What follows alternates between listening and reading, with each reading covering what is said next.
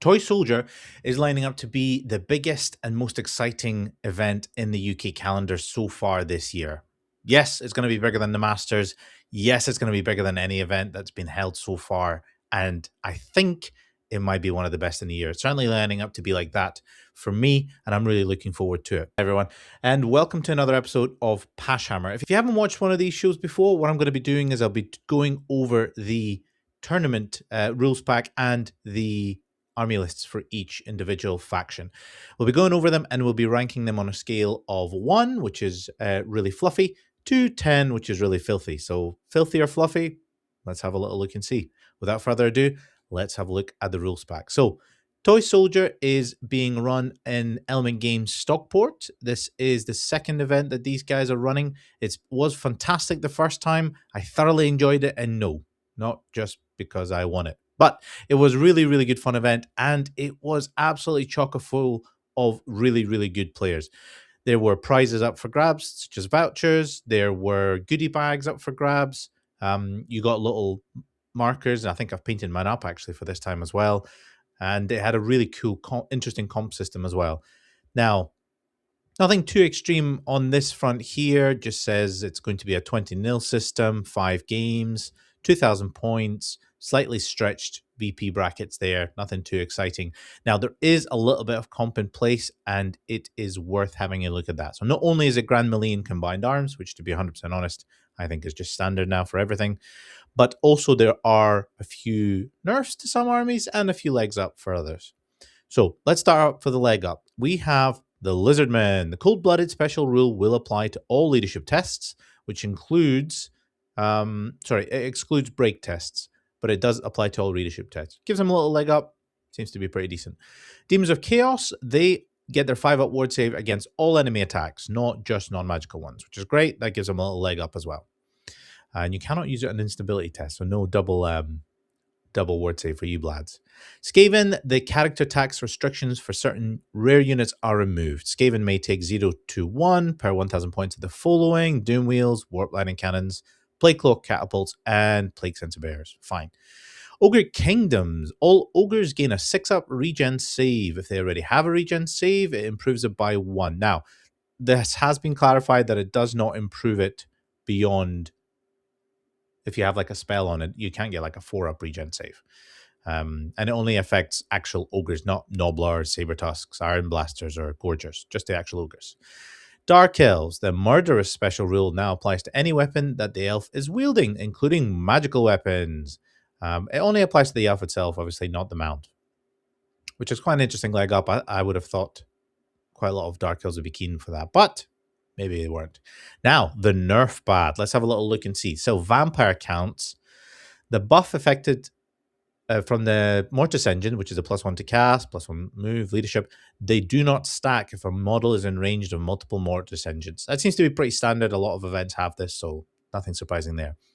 Only 0 to 3 screams are models with a Wailing Dirge attack per army, which will probably mean, I suspect, we will not see the Terror Bats. Terrorgeists, because I think most people will run double Banshee and a Mortis engine, but let's see if that's right. In army composition under core, remove the words Graveguard, or from the second bullet point. Essentially, Graveguard cannot be taken as core. This is quite big. I think this is probably the largest sort of difference, and I think it's going to make it interesting seeing what the vampire counts players come up with. Tomb Kings, the Necrotect Eternal Taskmaster effect, which is the +1 attack, does not stack.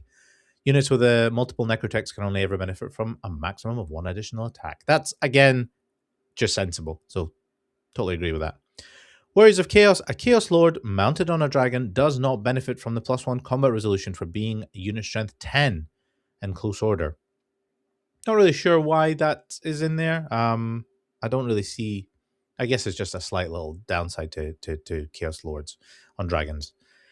Chaos Dwarves, a Quake movement debuff inflicted by the Dreadquake Mortar, does not stack, as can only suffer a maximum of -1 movement. This is the same as the Thunderous Impact from Grand Cathay, so they're just being consistent, I think, rather than a nerf. It's just being consistent. And the Mantle of Stone magic item is limited to 0 to 1 per character, so no silly super high toughness builds. I wasn't even sure if you could take more than one. I've never seen more than one anyway. Most of the people only seem to have one anyway. And last but not least, the Bretonnians, the Green Knight enters the board during the remaining move subphase, therefore cannot charge when he appears. This is going to be interesting to see if anyone actually took the Green Knight during this. The Green Knight, sorry. There's a few clarifications on rules, such as, there's another one. The Green Knight, Hellpit Abomination, or Flamespire Phoenix dies for the first time. Your opponent receives 50% of their victory points. They can come back, but they're rewarded 50% for killing it. If they do return, they're worth 100% of their victory. If they do not return, they are worth 100% of their victory. This is quite interesting. I sort of think this will probably kill the Green Knight. I don't expect to see a lot of them. No cannon shenanigans.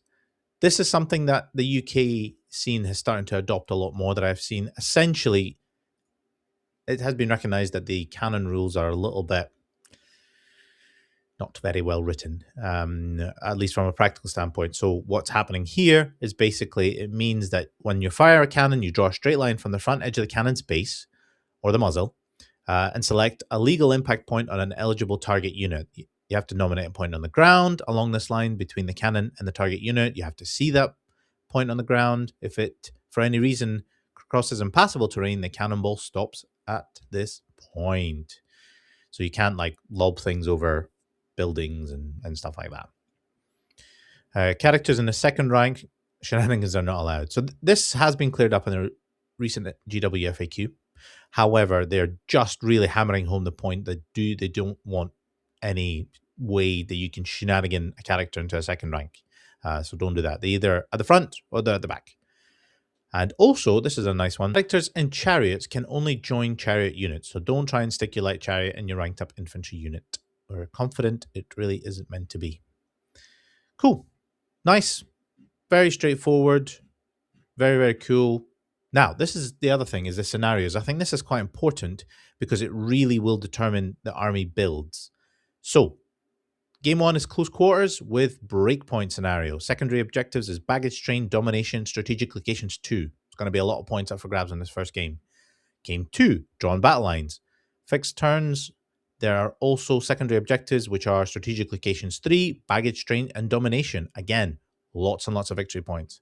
Game 3, breakpoint, baggage train, and special feature in the middle. So still quite a fair bit of victory points from secondaries. Game 4 is upon the field of glory with, again, breakpoint. Secondaries are baggage train, strategic locations 3, and domination. And last but not least is encirclement, which is just a 6-turn game with strategic locations 4. So it looks like we have 4 really quite high scoring matches, I think, or 4. So it looks like what we have here is we have, edit that last bit. So it looks like what we have here is we have 4 really quite high victory scoring games, followed by a fairly straightforward final game for the encirclement.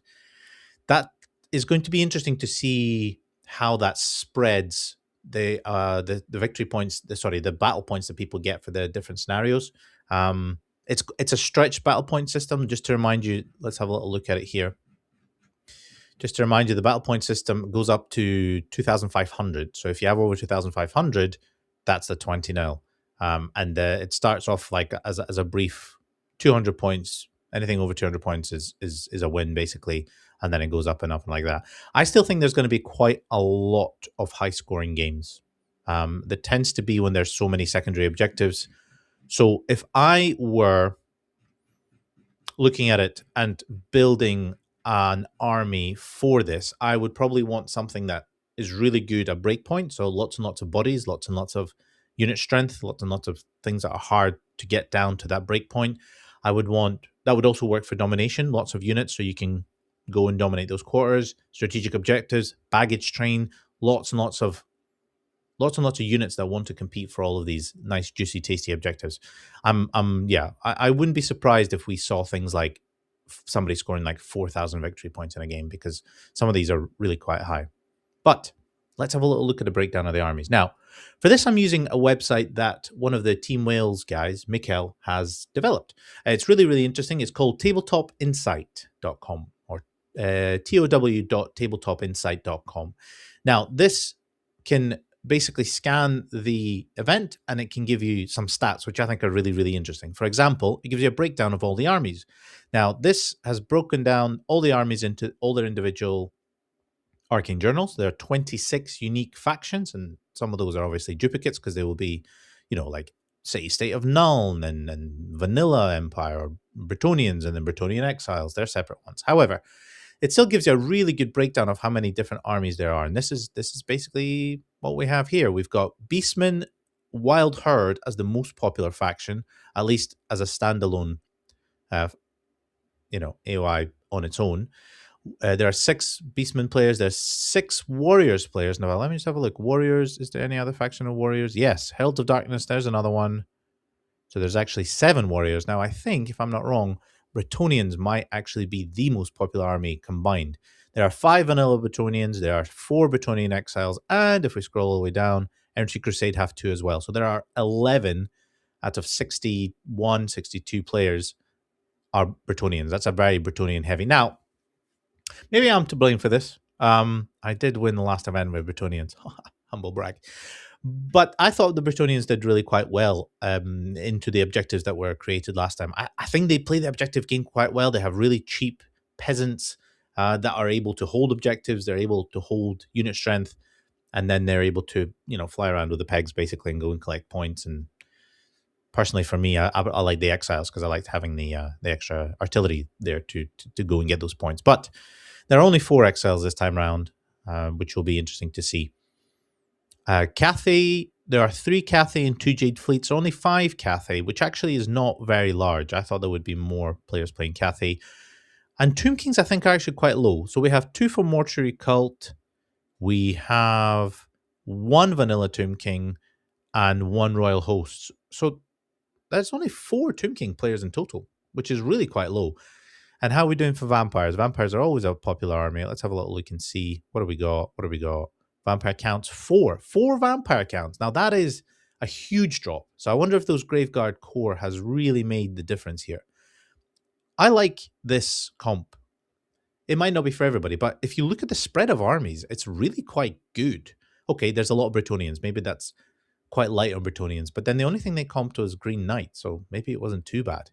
Yeah, this is going to be really, really interesting. There's a few other bits and pieces that this website does. So it shows you like the most popular character, Bray Shaman. So that's impressive. There's only 6.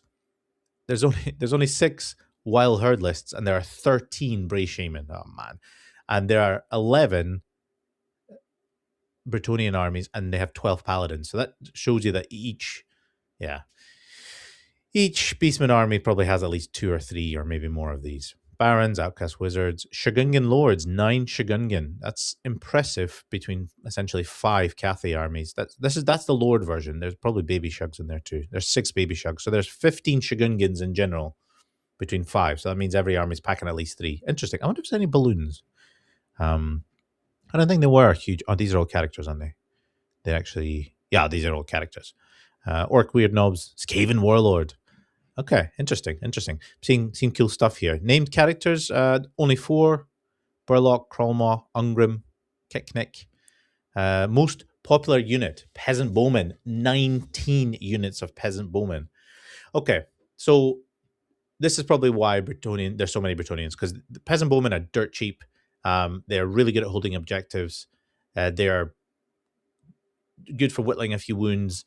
They can hold bodies. They can capture stuff. I did really quite well with them last time, and this is, again, it's there. The trend is clear. Ungor herds, 15 of them, which is again very impressive, given that that means every Beastman herd at least has 2. Marauder horse, zombies, interesting. 14 units of zombies. There are 14 units of zombies between 4 vampire players. What's that? That means some vampire players have 4 units of zombies. Jesus. All right. Okay, fine. Most common unit, Pegasus Knights. Jeez, is that 15 units of Pegasus Knights? God, that's a lot. 15 units between 11. That means some have got 2 units. At least a third of them have got 2 units of Peg Knights. Wow. Cathay Grand Cannons. Okay, so there are 10 Cathay Grand Cannons between 5 Cathay players, which means every single Cathay player has brought 2. Fair enough. Dragon Ogres. Interesting. Interesting. Quite a lot of Dragon Ogres. A lot of Herdstones. Well, that's not a surprise there. Okay, interesting. This is War Machines. Border Prince Bombards. 8 of them. Hex Wraith. 6 of them. Spawn Sky Lanterns. 5 Sky Lanterns. Interesting. 5 Cathay players, 5 Sky Lanterns. Not as many as you'd think in an uncommon environment. Certainly not going back a couple of months. But yeah, that's going to be quite cool to see. And Mercenaries. Doomseekers. 3. Captain of the Empire 2. Empire Archers 1. Yeah, this is really cool. This this is another thing I wanted to have a look at. Magic item. The most popular magic item at this event is Favor of the Gods. There are 22 Favors of the Gods, which is impressive given that there are how many Warriors of Chaos players? What, like 7? Let me just have a little look again. 6 plus Heralds is 7. So there's 7. Oh my god. So there are 7 Warriors of Chaos players, and there are 22 Favors of the Gods between them. That means every list is packing at least 3. Or that's how it averages out. Ruby Ring of Ruin. There are 18 Ruby Rings of Ruin, which is interesting. Essentially, a third of the field has got it. Still a decent magic item. Really like it. Lore Familiar, 17. Charm Shield, 17. Standard Bearers, as in BSPs. Interesting. Talisman of Protection, 16. Meteoric Iron, 14. Very popular. And not just amongst the Warriors of Chaos players. Obsidian Lodestones, 12 Fanatics, okay. And Syrian's Lockets, 9. That's impressive. There's a few other bits and pieces. Ogre Blades, 9 Ogre Blades. Okay, so these are basically upgrades, unit upgrades. Yeah, full Chaos Armor, Lucky Heirloom, Stone Thrower. What's the least popular one that's still present? Oh god, there's lots and lots of single ones. Glowy Green Amulet, Igul of Gork. So a lot of... the Fell Blades. Oh man, I'm looking forward to reading these lists. Okay, magical standards. Interesting. The most popular was the Monster Hunter's Tapestry. There's 11 of them. Okay, so almost a quarter of the field has brought the Monster Hunter's Tapestry. 9 War Banners, Tokens of Wrath, which are really popular as well. Okay, cool. Banner of the Zealous Knight. 1. I'm surprised by that because this is basically the item that I built my list around when I won the last event. And I thought it was really good, but clearly the guys this time around have other plans. Most popular lore of Magic is Demonology. 22 players or 22 instances of it. And actually only half of them on level 1 and 2s. 12 of them on level 1s and 2s. 10 of them on level 3s and 4s. Elementalism being the second most popular. Interesting, okay. And only 2 players bringing high magic. Oh, that's sad. Sorry, only 2 wizards bringing high magic. 1 on a level 4, 1 on a level 1, 2. Okay. Most popular mount, Barded Peg, 22 of them. Yeah. I wonder what any cool mounts there. Plague Furnace, Nightmare, Manticore, Hippogriff. Somebody brought a Hippogriff. Exalted Seeker Chariot, Imperial Griffin. Oh my god. I'm seeing some cool things here. Okay. And then a few other bits and pieces. So really, really cool website. Check it out. tow.tabletopinsight.com. Really cool breakdown. But without further ado, let's have a little look at the lists. So the first we have are the Beastmen players. Mark, Ronald, you're the first on my hit list here. So what have you brought? You've got Krollmaw. You've got Bray Shaman level 2 on Demonology with a Lore Familiar. Bray Shaman level 2, Primal Magic, Jagged Dagger. Another Bray Shaman level 1 Demonology, Ruby Ring of Ruin. And then a Great Bray, Pelt of Midnight, Wizard level 3, Demonology, Hagtree Fetish, Chalice of Dark Rain. You've got Wargore with Heavy Armor, Shield, BSB, Monster Hunter's Tapestry, Spell Eater Axe for that nice MR. 16, Gore Herd, Additional Hand Weapon, True Horn, Scourge of the Burdened, Standard Bearer, Magic Standard, Banner of the Swirling Wind with a Musician. And you've got a 20-man Primal War Herd with Champion, Great Weapon, yeah, full command basically. 4 Razor Gore Herd individual units. 3 units of 10 Ungor Herds, all with ambushing. Wow. Yeah, well, that's been nasty. And 3 Dragon Ogres and Herdstone. Okay, cool. So is this filth or is it fluff? I would probably say it's not the filthiest list that we're likely to see for Beastmen. So I'm going to give it, I mean, it's still nasty. You're basically basing your whole army, as a lot of these lists do, around Viletide and just a lot of zap. But you don't have a huge amount of combat power. Yeah, you've got some Dragon Ogres there. You've got a lot of nasty ambushing things that are great for claiming points, and that's going to be a pain in the arse. But you've like as soon as something connects with that bunker, I think that bunker's going to melt. I'm going to give it a 7. 7 on the fluff to filth scale. So you're getting there, Mark. You're getting there, Mark. Good luck. Next one, Tom Carley, the Beastman Player of the Year. What has Tom brought? He has got a Centaur Chieftain. A Centaur Chieftain. All right, Carly. What are you doing? What are you cooking? He's got the Roaming Warband, Pelt of Midnight, Mangelder. Don't know what that is. Meteoric Iron, Charm Shield. Okay. Great Bray, Razorgore Chariot, Wizard level 3, Demonology, Black Maul. Wow. Full pelt, full plate, Chaos Armor, and Earthing Rod. Okay. Great Bray Shaman, General, Razorgore Chariot, Wizard level 3, Elementalism, Cackling Blade, full plate, Chaos Armor. Jesus. Yeah, I guess you can have 2 level 3s. Okay, 8 Centaur Herd, Great Weapons, Throne Axes, Ambushers, Champion, Lodestone, Totem of Rust, Musician. Wow. Primal Warherd, Ambushers. Yep. Couple of Warherds, couple of Ungor Herds, a Herdstone, and a Shaggy with a Chalice of Dark Rain. Wow. Well, Tom's obviously pulling out all the stops to try and prove that he is, in fact, a fluffy bunny. But nobody is really fooled by that, Tom. Yeah, okay, fine. It's not the most razor-sharp Beastman list that you can field, but it does still have a lot of nasty magic weapons. The Black Maul is probably one of the nastiest, I would say top 5 and nastiest magic weapon. When it's on a body like that can chuck out, a lot of nasty spells and make that a lot worse. Yeah, that's going to do some damage. The Cackling Blade is cool too. You chuck that into a big unit of, I guess, zombies or anything that's just going to demolish them. So an interesting build. Obviously, the Centaur Herd is the concession here. I'm looking forward to hearing stories of how much it works and how much it fails. So, fluff to filth scale, I would give you 5.5. 5.5. It's fairly fluffy, but it still has a fair bit of filth in it as well, Tom. All right. Good luck, my man. James Ramsey, what have you brought as well? So what we have here is a Beast Lord, Shield, Gnarled Hide, Slug Skin. That's the General. Black Maul. Ugh, ouch. Full Plate Chaos Armor. Ouch. Bray Shaman, level 2. Demonology, Lore Familiar. Bray Shaman, level 2. Elementalism, Jagged Dagger. Bray Shaman, level 1 with Primal Magic. Okay. And a Great Bray, level 4, Elementalism, Blood of the Shadow Gave. Hacktree Fetish, Ruby Ring of Ruin. We've got a Wargore, who's the BSB Monster Hunter, Charm Shield, Great Weapon. We have a big chunky Gore Herd, 54 of them. Full Command, MR1, Vitriolic Totem for poison attacks. Cheeky little 5 Gore Herd. Scourge of the Burdened, interesting. 20 Primal Warherd ambushing, and then another 3 units of Ungor Herd. 2 of them are ambushing. Harpies, Herdstone. Yeah, so when I was talking about like a razor sharp Beastman list, this is sort of what I was saying, because you have that big, humongous Death Star, which has got a really tanky Beast Lord that is got -1 to hit.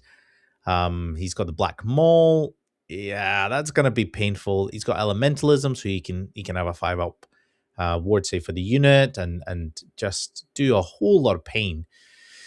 This is about, and then everything else is not worth anything. So yeah, I would say this is pretty much about as filthy as you could probably make these guys. I would give it. Can I really imagine this being any worse? God, I hope not. I'm going to give this a 9.5, James. This is up there as being a filth fest. Right.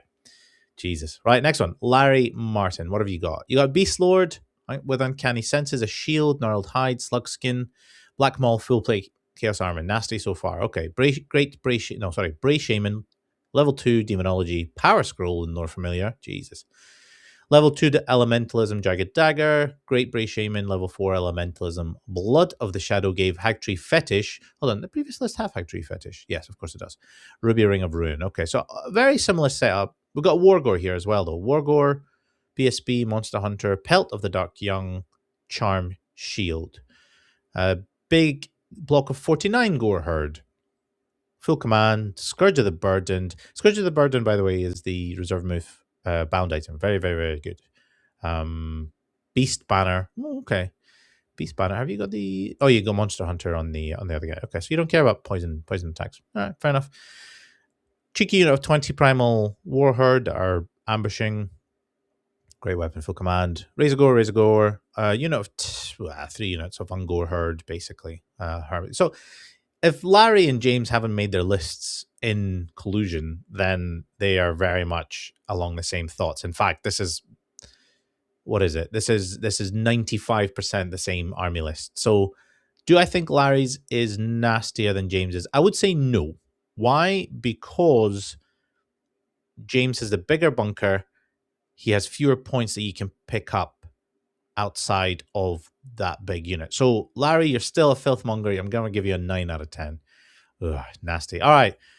Ollie from Team Wales. You know, people know him as one of the most friendly people on the scene. But what has he brought? Ollie has brought Bray Shaman level 1, Demonology, Spell Eater Axe, Lore Familiar. He's got another level 1 in Demonology, Jagged Dagger. He's got another level 1, Pelt at Midnight, Demonology, Chalice of the Dark Rain. He's found the place for that chalice. Great Bray, Gnarled Hide, Slugskin. That's the general Wizard level 3 Demonology, Black Maul, full plate armor. People love putting that Black Maul on wizards. Ugh, nasty. Another Great Bray, level 3 Primal Magic, Cackling Blade, Heavy Chaos Armor, Hagtree Fetish. Wow, okay, so a really, really fighty bunker. 2 units of 5 Chaos Warhounds, interesting, both with Vanguard. A 34 Gore Herd, full command, Scourge of the Burdened, Monster Hunter's Tapestry. Nice on the unit, that's pretty good. Unit 20 Primal War Herd. Yeah, the usual stuff. 2 Razor Gore Herds. Tuskor Chariot, interesting.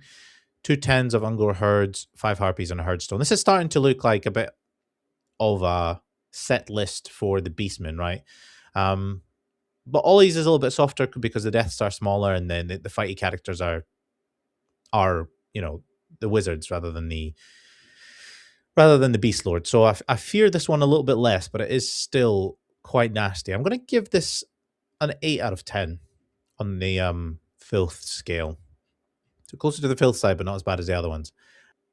And the last Beastman player that we have here is Andy P. Now, Andy has got Beast Lord, Shield, Gnarled Hide, Slugskin, General, Black Maul, Full Plate, Chaos Armor. Nasty. Level 2 Bray Shaman, Primal, Tome of Spellcraft. Huh, interesting. Okay. Didn't go for the Jagged Dagger here. Okay, cool. Level 2 Demonology, Lore Familiar. Yep, Great Bray, Pelt at Midnight. Level 4 Elementalism, Hagtree Fetish, and Ruby Ring. Yeah, cool.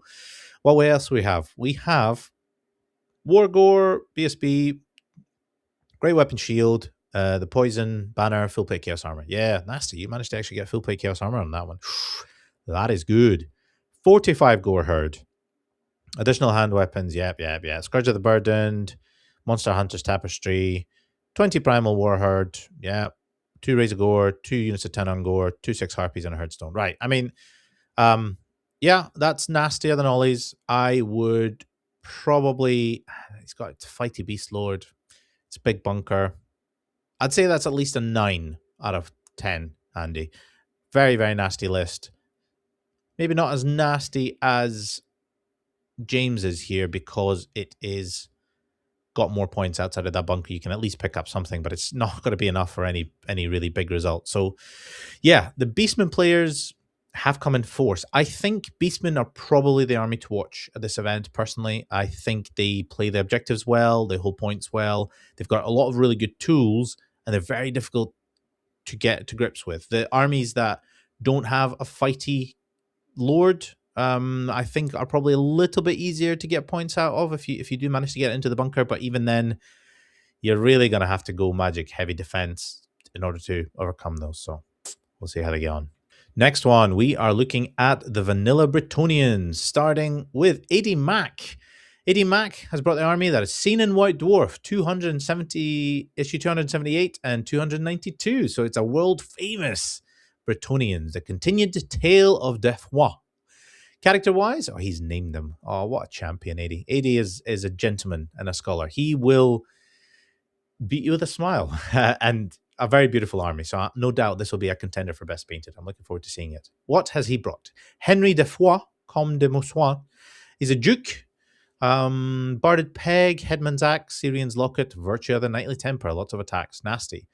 He has a Prophetess, Charlotte de Foix, Dame de Sang.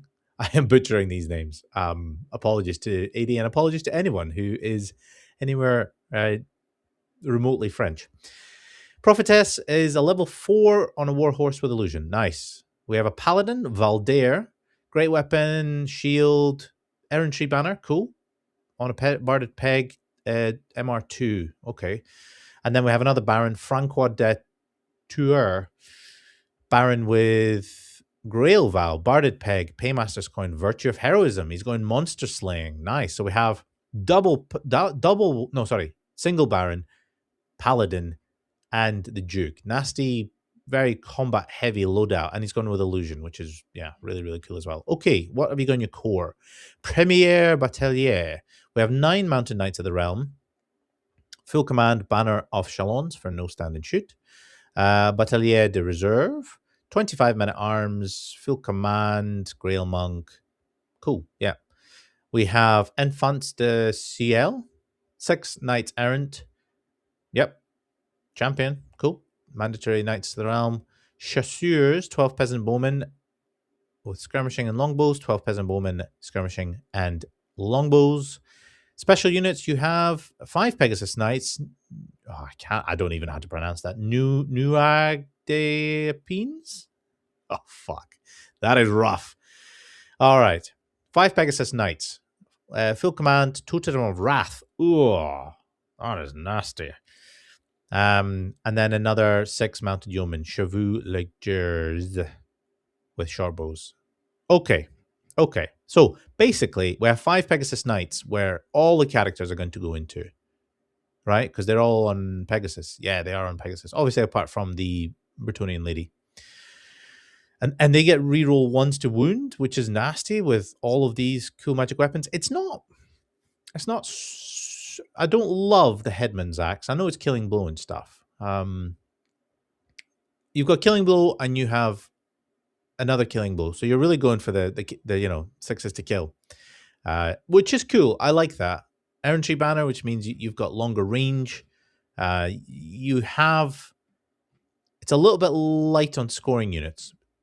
And I would have liked to have seen more Pegasus Knights, I think. Maybe 1 or 2 more. Because once you start dropping, once 1 is dead, those cannons, all the cannons in the world are going through your characters. I know you've got Syrian's Locket. I know you have word saves. But still, it'll hurt. Where is it on the fluff to filth scale? I would probably say you're looking at a 6. Not too bad, not too amazing, but it's going to be a beautiful army for sure. So good luck to AD and all of your opponents. Next one we have is Dan Grundy. What has he brought with him? He has a Duke on a horse with an Ogre Blade, Syrian's Locker, Virtual Knightly Temper. Nasty loadout, but on a horse. Interesting. We have a Paladin, the Grail Vow, BSB, Banner of the Swirling Wind. Is that the no-fly banner? Swirling Wind. I've seen it so many times. I really need to find out exactly what it is. Am I right in thinking that's... Oh no, hold on. Shooting at models with this list have -1 to hit. Okay, cool. Interesting. Gromwell Great Helm for that one. So a decent armor save and a word save. Cool. Next we have Lady Elise de Shard. She wasn't named as a special character on the previous thing. Interesting. All right, so she has all the usual things that she has. So a Paladin, a Duke with a nasty blade, and a level 3 Elementalism. Cool. Yeah. I mean, they're not flying at least. So let's have a look and see what he's done with his points. Core, 5 mandatory Knights of the Realm. Cool. 30 man-at-arms, full command, triptych, all the usual stuff. 12 Peasant Bowmen, 12 Peasant Bowmen, another 12 Peasant Bowmen. Yep, solid. 3 Pegasus Knights and 4 Pegasus Knights with Chalons. 6 Grail Knights. 6 Grail Knights. We don't see these very often. With the Totem of Wrath. Now, given that your characters are on horses, the Duke, the Paladin, probably even Lady Elise, I suspect they're all going in the Grail Knights. You're going to have a big Grail Knight bus, and all your core are going to be running around capturing objectives. Cool. Yeah, makes sense. And then a couple of units of Pegasus Knights to harass the enemy. I like this. This is actually a really cool list. It's a list I would happily play against. I think, Dan, it's a solid list. You've got good things in there, but it's not the most razor sharp. I would probably give that 6.5. And the only reason you've got 0.5 is because you've got plenty of bowmen to capture stuff.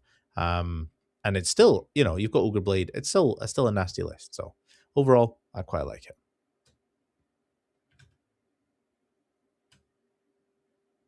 All right. So who do we have next? We have David Thomas. David, you have a Duke with a shield, Virtue of the Knightly Temper. He's your general, Barded Peg, Cackling Blade. Nice. Syrian's Lockets. Plenty of attacks from that Duke. Knightly Temper. That is... God, how many attacks does the Duke come from? Like 5? Virtue of the Knightly Temper is D3, so that's like 8. Cackling Blade is D6. It's 14 attacks? Wow, you're really gone for that. Paladin, Knight's Vow, Razor Banner. Okay, cool. So you've got AP on those Cackling Blade attacks, or at least Armor Bane. Prophetess, Battle Magic. I think there's quite a way to get extra attacks with that one. Scroll of Disruption, cool. Knights of the Realm on foot. Oh, wow. I've not seen those guys for a while. Great Weapon Shield. First, yeah, full War Banner. Okay, cool. 27 men at arms, full command, all the usual stuff. 6 mounted Knights of the Realm. Full command, 12 peasant bowmen with a champion. Nice. 4 peg knights, Totem of Wrath. Lots of that Totem of Wrath that I'm seeing. I wonder actually if we have on our previous little predictor how many Totem of Wrath items there are. Core, Special Unit, Rare, Mercenaries. Totem of Wrath, magic item. Totem of Wrath. I'm not seeing Totem. Oh, Sword of Might. I wish this was alphabetical. Let me see if I can... Totem of Wrath. 8 of them. Okay. Mostly in Bretonnian lists by the looks of it. Okay, David. So what else you got? You have a Field Treb and 6 Grail Knights with a Monster Hunter's Tapestry. Wow. Okay, cool. I have no idea what's going on with this list. Okay. So you've got a Duke that's going in your Pegasus Knight. You've got a Paladin on foot, which is going in the Knights of the Realm. You've got a Prophetess on foot, probably also going in Knights of the Realm.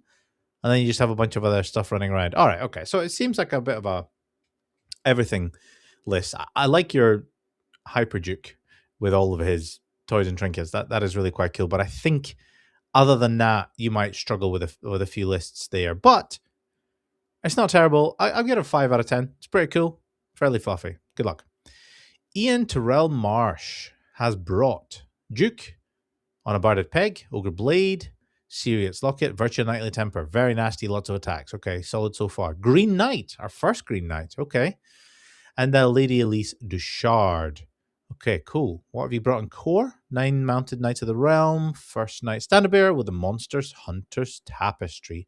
It seems to be like every army's fielding these, at least all the Brett ones, right? I mean, I feel like there's a lot of that. Hunter's Tapestry is just getting printed out, stamp out of the printers. All right, what else you got? You 10 peasants, 10 peasants, 10 peasant bowmen. Okay, cool. I would have liked to have seen those in 12s, to be honest.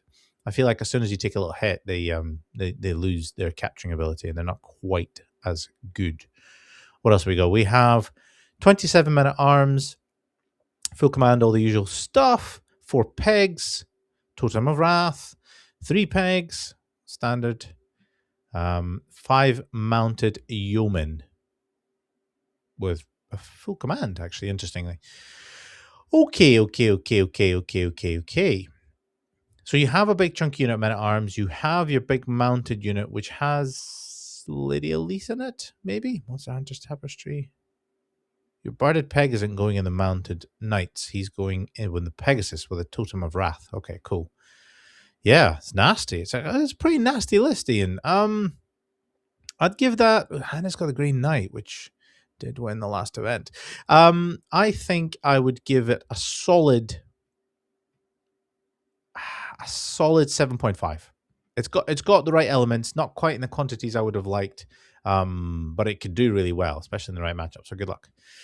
Last but not least, from this list of vanilla Bretonnians, we have James, who has brought a Baron, Knight's Vow, Virtue of Knightly Temper, Barded Pegasus, Ogre Blade, a Duke, Virtue of Heroism with a Lance, Barded Peg, Gromril Greathelm, Syrian's Locket, and a Paladin with a Knight's Vow, Banner of the Swirling Wind for -1 to hit, Barded Peg, MR2, 28 Men at Arms with full command. Noblesse triptych there, oddly enough. 8 Mounted Knights of the Realm, full command. 11 Peasants, 11 Peasants, 11 Peasants, and 2 5s of Pegs. Wow, nasty. Totem of Wrath and Banner of the Honourable Warfare. Full command on both of those, which is impressive. You don't often get to put full command on Pegasus Knights. Right, so you got 10 Pegasus Knights. You have a Baron who can go in one unit or the other. You have a Duke who can go in one unit or the other. That's 2 hypermobile units. You have 8 Mounted Knights who'll have a Paladin in there. No magic. I guess that's a downside. Yeah, there's a bit of a downside. No magic, but solid core, lots of objective capturing, lots of things that can go out and get things. No magic is a trade-off. It's not soft by any stretch of the imagination. I would say like an 8 out of 10. James, that's pretty scary list. And it would be interesting to see, but your range threat is almost non-existent, so you're going to have to get into combat to get things. But so will somebody who wants to get points out of you. So good luck. All right. We are moving on to our exiles, I believe. Yes, we're into the exiles. How many are we expecting from the exiles? Exiles. We're expecting 4. Let's have a look if that's correct. Harrison Shore has brought Baron, General on a Hippogriff. Ha, so that's the Hippogriff Baron. Nice. Frontier Axe. Nice. Greathelm, Virtue of the Knightly Temper. So actually a really offensive Hippogriff. Yeah, cool. I like it. We have a Baron with the Exiles Vow. Yeah, of course. Barded Peg, Triple R, Lucky Heirloom, and a Virtue of Heroism. He's going monster hunting. So we have one that's monster hunting. We've got one who's just hunting everything. A Paladin on foot. Interesting. Outcast Wizard, Lore Familiar, Ruby Ring, Battle Magic level 3. Okay, cool. A nice balanced list with some nasty heavy threats. I like it. Okay, next core. 5 Mounted Knights. Yep. 31 Yeoman Guard with the full command and a War Banner. Nice. 25 Yeoman Guard, more Yeoman Guard with full command. No triptych on this one. 13 Peasant Bowmen. Unit of 4 Peg Knights. No. Well, you don't have a banner on this one, which is interesting. Most people seem to have gone for one. And double bombard and a field trip. So that's where your points have gone. Okay. Well, it's impressive. So basically your monster hunting Baron is going into the Peg Knights, although he doesn't have to. Has he got the... Yeah, no, he could. Yeah, he probably will do, to be honest. He'll go in there, go run around with the pegs, hunt monsters. You've got bombard and a field trap that's going to do the damage. You've got a solid bit of core. Those yeomen take an age to grind through. You didn't think they would, but for the amount of points that they are, they're probably one of the most efficient core that you can get, short of being undead. So yeah, I like this list. I really like this list, Harrison. I think I would give you a solid... I'm going to go with 8. Maybe, yeah, I'll go with 8. This is a solid list. Maybe even 8.5. It's got all the right elements. You can capture objectives. How could I improve it? 1, 2, 3, 4. More Peasant Bowmen. I would have probably broken that second unit of Yeoman Guard into 2 units of Peasant Bowmen. I would have liked to have seen another Pegasus Knight so I don't get my Baron cannoned off. I know that your palette is your... I'm not actually sure your Paladin can go into the Yeoman Guard, because are they not peasants, and do you not need to have the Peasants Levy or something? I don't know. It's been a while since I've actually played them. But, alright, good luck. We'll see how it goes. Hey, Jack Toll. Baby Toll is here. What has Baby Toll brought? Baby Toll has got Baron, Virtue of the Knightly Temper, who's the General, Barded Peg, Frontier Axe, Charm Shield, Gauntlet of the Jewel, Icon of Fortitude. Wow, what is that? Icon of Fortitude. Yep, that's nice about Fortitude. Icon of Fortitude. The Icon of Fortitude. Immune to multiple wounds. Ah, clever boy. All right, I'll give you that. That's essentially a cannon-proof Baron. Also can't Yeah, Ogre Blades, none of those things. Monkey Fist isn't going to fist this Baron. Nasty. All right. And he's got a Frontier Axe, so he's very choppy. Okay, second Baron. Virtue of Heroism, Barded Peg, Double Lucky Heirloom, Syrian's Locket. Okay, so he's not taking multiple wounds. You're not going to cannon him off, and he's going to be hunting monsters, that guy. Nasty. I like it. Yeah, no, I like it. Good so far. Outcast Wizard, level 3, Dark Magic. Ooh, Power Scroll, Lore Familiar. He's picking the extra attack spell, amongst others. And then he's got another Outcast Wizard, level 1, Demonology, with a Flame Strike 1, the Fireball spell. Nice. Okay, solid, zappy. That's very efficient, actually. I like it. And you managed to squeeze in a Paladin with the Banner of the Zealous Knight. Oh, man, for the additional range, Barded Peg, double Obsidian, Lodestone for the MR2. Yeah, this is a nasty, nasty selection of characters. You have ticked all the boxes. Zealous Knight, I like. Monster Hunter is nice. Very killy, cannon-proof Barons, very nice. And double Wizard. Yeah, I'm very impressed. All right. 5 Knights of the Realm on foot. Yep, mandatory knights who babysit peasants. Fine. 7 mounted yeomen. Nice. 6 mounted yeomen. 6 mounted yeomen. Okay. And 3 units of 12 Pegasus bowmen. To round out the list, we have 5 Pegasus Knights with a Totem of Wrath and 2 Border Prince Bombards. This is the nastiest Bretonnian list I have seen so far. It has magic. It has range threat. It has horrendous amount of objective capturing potential. It probably has a really good unit strength too. You've broken down what you usually see either yeoman guard or men at arms into mounted yeomen, which are actually probably harder to get points out of. Much harder to get points out of, and they can score objectives. Yeah, this is nasty. I would say, and this is, yeah, it's got potential. I would say you're looking at a solid 9.5 on a filth to fluff scale, or fluff to filth, I guess. So yeah, Jack, this is a solid list. Well done, my man. All right, who's last on the Bretonnian bandwagon? Tom Gould. Tom Gould? Sorry, Tom. What have you brought? You've got a Baron, Knightly Temper. He's the General, Barded Peg, Frontier Axe, Charmed Shield, Gauntlet of the Jewel, Icon of Fortitude. Very similar build to Jack's there. In fact, identical, really. And another Baron who looks the same. This looks like the same list. Tom and Jack, do you guys hang out together? Because, okay, so the difference between, it is the same list. So Tom does not have the level 1.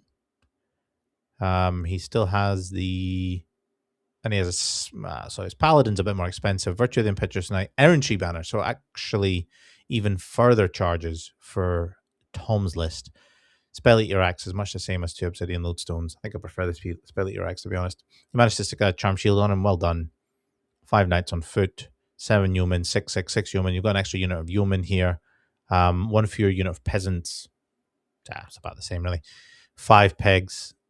With a Musician, you managed to fit a Musician on there, and Border Prince Bombard. Do I like this list better than Jack's?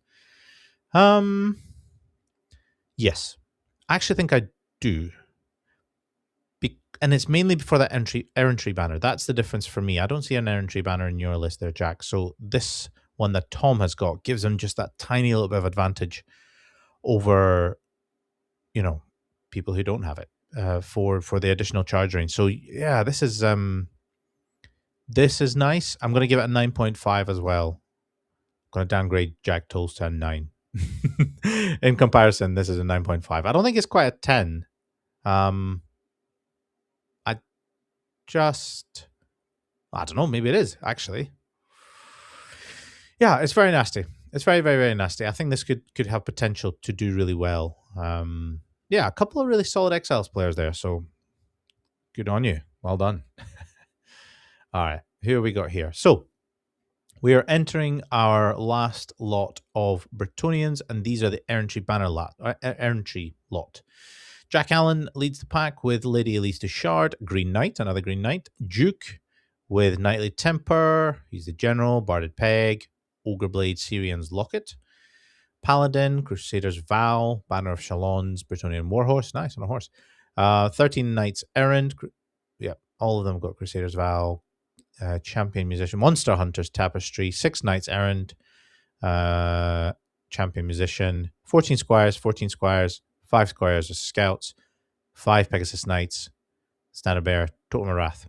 5 Pegasus knights, house the duke. The paladin's going to go probably in one of the big units. I would imagine the 13 knights errant. Just a nice push it all in your face army. Yeah, it's not bad. It's got a green knight. It's got magic. It's got combat. Not a lot of range stuff. Fair bit of objective capture. Yeah, I'll give you a 5 out of 10. Sorry, an 8 out of 10. Because I think it's pretty solid, Jack. Next one. Sam Bocock. Sam has brought a Duke, Barded Peg, Great Helm, Virtue of Heroism for the Monster Hunter. Nice. He's a General Paladin with Battle Standard of the Totem of Wrath and the Barded Peg, and Lady Elise de Shard. Lady Elise de Shard appears an awful lot. Do Shard. Appears 4 times. I feel like she has appeared more times than 4, maybe. But anyway. Lady Elise de Shard rounds out the list, just supported by the Baron with a Barded Peg, Ogre Blade, just a Baron with an Ogre Blade, and Virtue of Knightly Temper. Nasty. So, Barded Peg, Barded Peg, Barded Peg. Let me guess. Big unit of pegs? Or 2? 10 Mounted Knights of the Realm, Full Command, Banner Echelons, Knights Errant, Champion, Knights Errant, Champion, Knights Errant, Champion, Knights Errant, Champion. 4 Pegasus Knights with a Banner of the Swirling Wind for the -1 to hit. Okay. I was... did you say you had the Totem of Wrath on the... Yes, you do, on the BSP. Okay, cool. So basically, everything's going in that unit of Pegasus Knights. There's only 4 of them, so you're going to get cannoned. You got a word save, fine, but you're going to get shot. You're going to get shot. I don't hate this list. I'm not particularly scared of it, to be honest. It's a bunch of errant knights and 1 unit that is scary. So I would give that a 6.5. All right, next one. Truan Evans, what have you brought? Oh, great. A bunch of French names. Now, I fucked this up already, so I'll not torture you through sitting through me trying to pronounce these. But we have a Duke, who's on a Barded Peg, Syrian's Locket, Ogre Blade, Knightly Temper, nasty. We have a Paladin, BSB, Crusaders Tapestry, nice. Grail Vow, Warhorse, Lady Elise. We have a unit of Knights Errant, 11 of them, Full Command, War Banner. We have 6 Knights Errant, Champion Musician, unit of 10 Squires, nice, don't see that too often, and a unit of 20 Battle Pilgrims, nice, with a Grail Reliquary. So this is the new post-FAQ Battle Pilgrims. I'm actually quite excited to see how these guys do. They hold a bit more promise than they did before, so this should be cool. To round out the list, we have a unit of 3 Pegasus Knights with Monster Hunters Tapestry and 8 Grail Knights. Amazing. With a Totem of Wrath. Yeah, it's a good list. It's a solid list. You got magic, you got combat. Not a huge amount of range stuff, but your Duke has Ogre Blade and Knightly Temper. That's scary. You have BSB that goes in a horse. That'll probably go in the Grail Knights. That's scary. 3 Pegasus, less scary. So, yeah, I'd probably give this about a 6.5 as well. Yeah. All right, True. Good luck. Who's next for the chop? Let's have a look. Now, these are our Chaos Dwarves. Chaos Dwarves are next. Okay. Starting the Chaos Dwarf Fun Bus, we have Ben with the Black Orc, Big Boss, Great Weapon Shield. Cool. Sorcerer Prophet, Dark Forged Weapon. He's the General on a Bale Taurus, level 3, Demonology. Meteoric Iron, Mantle of Stone, Talisman of Protection. It's going for the super defensive build. Makes sense. Another Sorcerer Prophet with a Dark Forge Weapon, Alamasu, level 3, Elementalism. Armor of Silver Steel, Lore Familiar, Mantle of Stone. Nice. Another very solid defensive build. 14 Black Orcs with Veteran. With a bunch. It's the Motley Crew, so there's Black Orcs in it. That's why you've got the Black Orc Big Boss. Got you. Yeah. Makes sense. 20 Infernal Guard. Drill, Death Mask, Standard Bearer Musician, and 2 Iron Demons, 1 with Skullcracker, 1 with a Steam Cannonade. Yeah, fine. Seems like a Chaos Dwarf list. Nothing terrifying. Couple of flying guys, couple of Iron Demons, Infernal Guard, Yeah, I'd give that about a 6 out of 10. Tom Brzozowski. Tom. You and I have crossed paths many a time recently, so let's see if you change your list. You have a Sorcerer Prophet on a Bale Taurus, level 3, Demonology, Armor of Destiny for a 4 award. Nice. Mantle of Stone, Sorcerer Prophet on Lamassu. This one's a general, level 4, Elementalism, Meteoric Iron, Arcane Familiar, Ruby Ring of Ruin, Talisman of Protection. Nice. Two very solid flying beasties. 25 Hobgoblin Cutthroats, Shield Boss Musician, 24 Infernal Guard, Great Weapon, Shield Drilled, Champion, Obsidian Van Braces. Interesting. Standard Bearer, War Banner, Musician, and 2 Iron Demons with the Steam Cannonades and Hellbound for the magical attacks and whatnot. Okay. A little bit of a scarier list than Ben's, I think, personally, mainly because your core is, just larger and it looks like it can capture stuff. It's only 2 units. It's not a huge amount of drops, is it? It's literally 1, 2, 3, 4, 5, 5 drops. 1, 2, 3, 4, 5. Yeah, 5 drops. Yeah, hard to get points out of. You really need to engage. Still, Chaos Dwarves, I don't know how they're doing, man, but these are going to be tough to get through. So I'll give you a 7 out of 10 for that one. And to round out the, this is the longest name in the tournament, Count von Fluffy III, Bringer of Darkness, Rimmer of Many, Master of the Sacred Shank, Defender of, and then it goes on and on and on.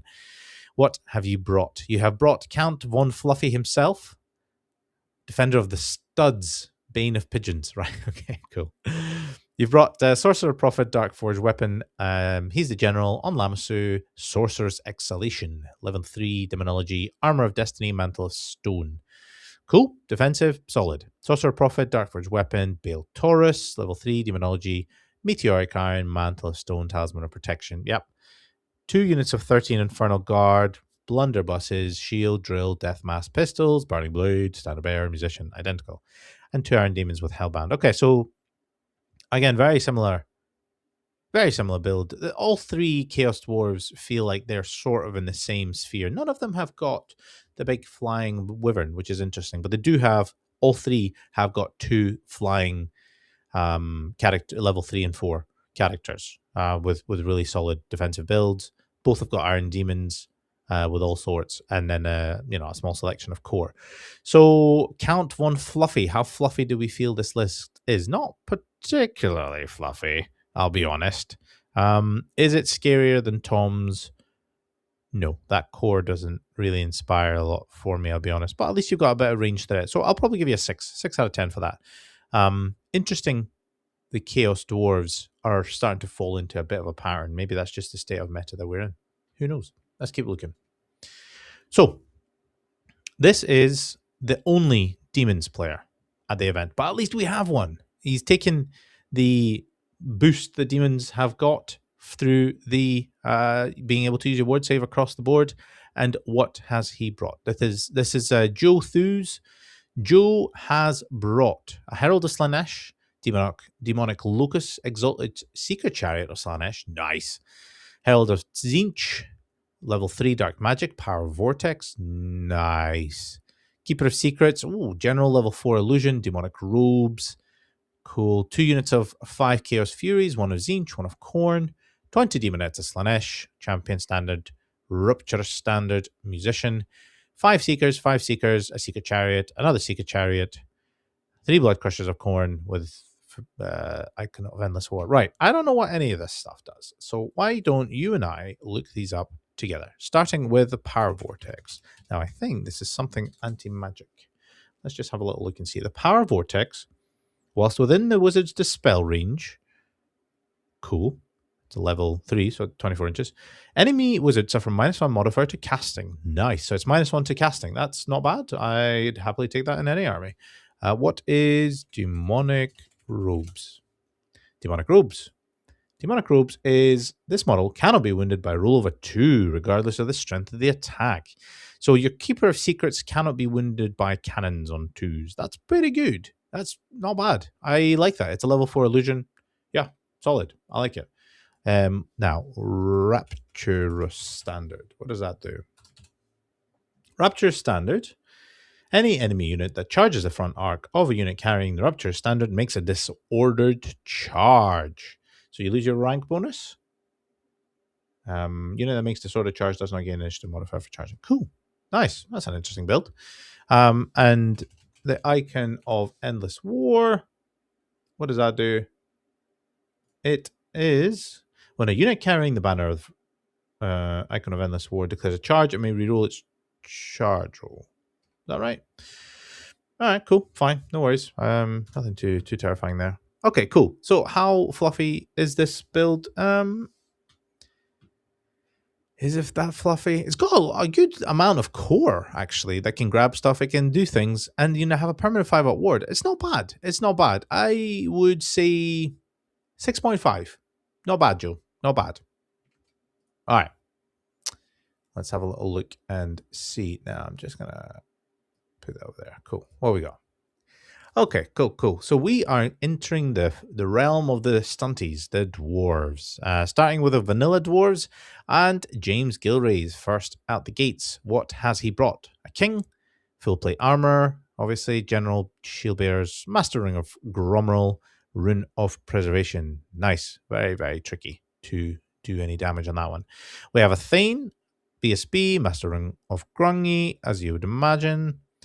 Thane. That's the gun Thane, accuracy, rapid fire, bursting flame. Another Thane, rapid fire, accuracy, piercing. So 2 gun Thanes. Ugh, horrible. And a runesmith just for that nice dispel. Yeah, all right, fine. Cool. Very solid characters. Very tricky to get points out of that one. 22 Longbeards, rune of passage for movement. Yeah, full command, all that jazz. 12 Rangers. Yep, with stuff. Special units, cannon, rune of forging cannon, rune of forging reloading, gyrocopter, and 16 iron drakes with cinder blast bombs on the champ. Cool. All right, James. I mean, you've got your long beards. Everything sits in the long beards. You have some rangers who come out and get some points. You've got cannons that shoot things that come at you. It's only 2 cannons, though. I don't fear that as much as I would. And 3 gyrocopters with clatter guns, which are nasty, but only individual gyrocopters. They're just cheap drops, really. And the iron drakes as well. So 7 out of 10. You got scary characters, but the rest don't scare me, James. Good luck, my man. All right, Teddy, what have you brought? You have brought the one and only Burlock Damonson as your general. You've got an anvil. God, I've not seen an anvil in ages. Cool, nice. Thane, rune of passage, bursting flame. Yeah, so a gun Thane, basically. 14 quarrelers, veterans, crossbows. Yep, fair enough. Oh, sorry, the veteran is the champion, isn't it? It's very confusing when they name things like that. Wish there was consistency. 15 rangers, great weapon crossbows, 3 bolt throwers, 2 gyrocopters with brimstone guns, 2 gyrocopters with brimstone guns, 2 units of 10 iron breakers, cinder blast bombs drilled, 2 units of 5 iron drakes, iron wand, and cinder blast bombs, drag guns. What am I missing about cinder blast bombs? Right. Let's have a look. They are range 8, strength 5, AP 1, flaming quick shot, and if you hit, D6 plus 1 hit. All right, okay, cool. So I can see why you've teched heavy into cinder blast bombs. You have what, 1, 2, 3, 4 of them at least. Okay, I like the cinder blast bomb stuff. The gyrocopters are cool. The core is fine. Your characters are nice and cheap. What's going on with the bolt throwers? I genuinely don't know what's going on with the bolt throwers there. So I think if it was for anything else, I would have given it a higher score, but otherwise I'm going to give you a 5 out of 10, Terry. So far, pretty much the fluffiest list. So yeah, let's see how you get on. Good luck, my man. Who's next? More dwarves. Chris Shearston. Chris has brought Burlock with 2 sappers, a runesmith with heavy armor, double rune of spell breaking, nasty, a Thane, BSB, master rune of Grungy, rune of courage, handgun, shield, master rune of bursting flame, rapid fire, rune of accuracy. The gun Thane, as you'd imagine. You have a dwarf card. Nice. Bugman's one. Nice. 22 dwarf warriors, full command, rune of courage, rune of battle. Yep. 20 thunderers with,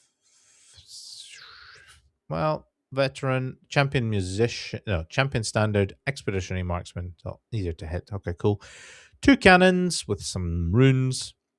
3 units of 2 gyrocopters with clatter guns and an organ gun with function over form, which I quite like. I think that's quite nice.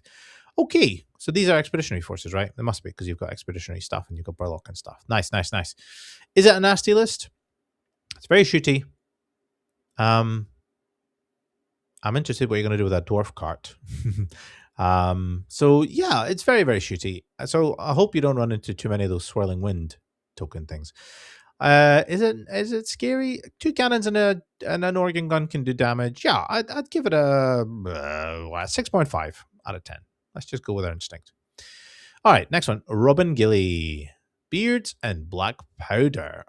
Another Burlock Damonson. We have a Sapper. We've got a Thane. Gun Thane. We have another triple Sapper. Ooh, no, double Sapper.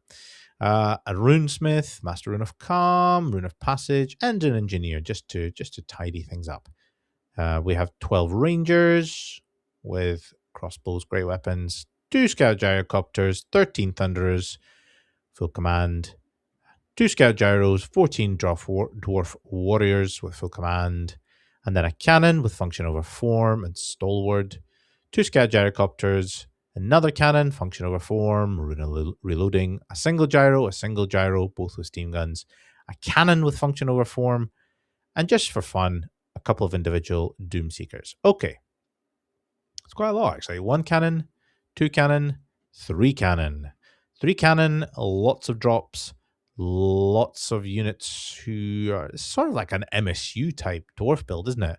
Yeah, this could be nasty. I think this could be surprisingly nasty because with all those function over forms, I fear there's going to be a lot of fleeing from charges.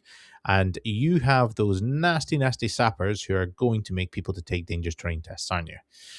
You're a rude man, Robin. Rude man. All right, I would give you a 7 out of 10 for that. I think it's actually quite a nasty list. And I wish you luck with it. Good luck, Robin. I hope we don't play. It's too many shooting for me. Right. Is that all the dwarves, or we got more dwarves? We got more dwarves? We have 1 more set of dwarves. Is this a Slayer list? Oh, it is a Slayer list. Now, it's not just a Slayer list. It's a named Slayer list. John Baron. Oh, John, you've gone up in the world in my rankings. All right. So what have you brought? You have brought the main Slayer man himself, Ungrim Ironfist, is your general. You have Grun, guaranteed monster removal, void if dragon breathes fire. Grun the grudgingly, Dragon Slayer, Master Rune of Swiftness, Rune of Cleaving, Rune of Might, Rune of Wrath. Nice. Don't know what any of that does. Nobody plays Slayers, apart from you, John, but well done. Thori, look, I know it said dragon proof, but that's called marketing.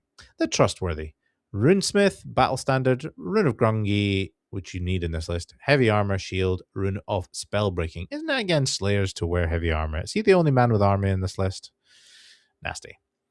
Now, he's brought Accelerated Retirement Plan Regiment of 17 Slayers. They will be retired swiftly. You got Troll Slayers in there, Stroller's Rune, Giant Slayer in there. You got everything. The Grumbling Grudge Holders, 18 Slayers, mostly Troll Slayers and then 2 Giant Slayers. Nice. You have Jory, just here for the pension. Jorikson, Doomseeker, Master Rune of Smiting. Now, can Doomseekers take runes anymore? I don't think they can, John. I'm pretty sure they're not characters, so you can't take runes anymore. But shh, I won't tell anyone. Nobody watches this video anyway, so you'll be fine. Next one, Alaric. I'm not mad. I'm just disappointed. Madsen, Doomseeker, Master Rune of Alaric the Mad. Fair. Another cheating one. Fine. Bugman's Triple X Sale. Guaranteed to make you want to fight anything cart. A Bugman's cart. Nice. Royal Dishonor Guard. 14 Hammers. Shield. Drilled. Standard Bearer. Master Rune of Hesitation. Rune of Confusion. I'm confused. I didn't think you could have hammers and slayers, but it just shows you how little I know about slayers. And last but not least, Long Drong's Pirate Rangers. We're Slayer's son. We're meant to be surrounded. 12 Rangers, Shield, Great Weapon, Crossbow, Throwing Axe, Old Deadeye, Crossbow, and Standard Bearer. Okay, cool. So far the fluffiest list, by far, I think. John, this is cool. I think I have seen this. You're painting this army right now, John, aren't you? Because I think I've seen this army being displayed on Facebook somewhere. And I believe you're using really cool old school metal miniatures for this, John. Nice. I think I'm going to go heavy on the fluff front, I'm going to give you a 2. 2 out of 10. The fluffiest list so far. Even though you're cheating, nobody will care because they're going to be having so much fun. Good luck, John. I hope you have a good weekend. So where are we heading to now? We are entering the realm of the Empire. Aslan Salem is leading the way. What has he brought? Empire Hochland. Interesting. General of the Empire, Herr Hugh the Daring of Hochland. That's a lot of hochs. Hope you can hear the at the back of my throat building up there. Full plate, shield, general, griffin, the white cloak, and the cackling blade. Nice. That's very cool. A griffin guy, cackling blade. Nice. I like it. Fluffy so far. Empire engineer, junior engineer Todd on foot. Wizard lord, Berry and Rye, level 3. Wizard on foot, lore familiar, dark magic. Okay, cool. Who are you going to be putting those extra attacks on?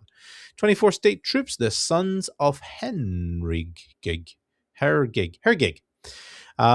Full command. Nice. 32 veteran state troops, the Drakwald Defenders.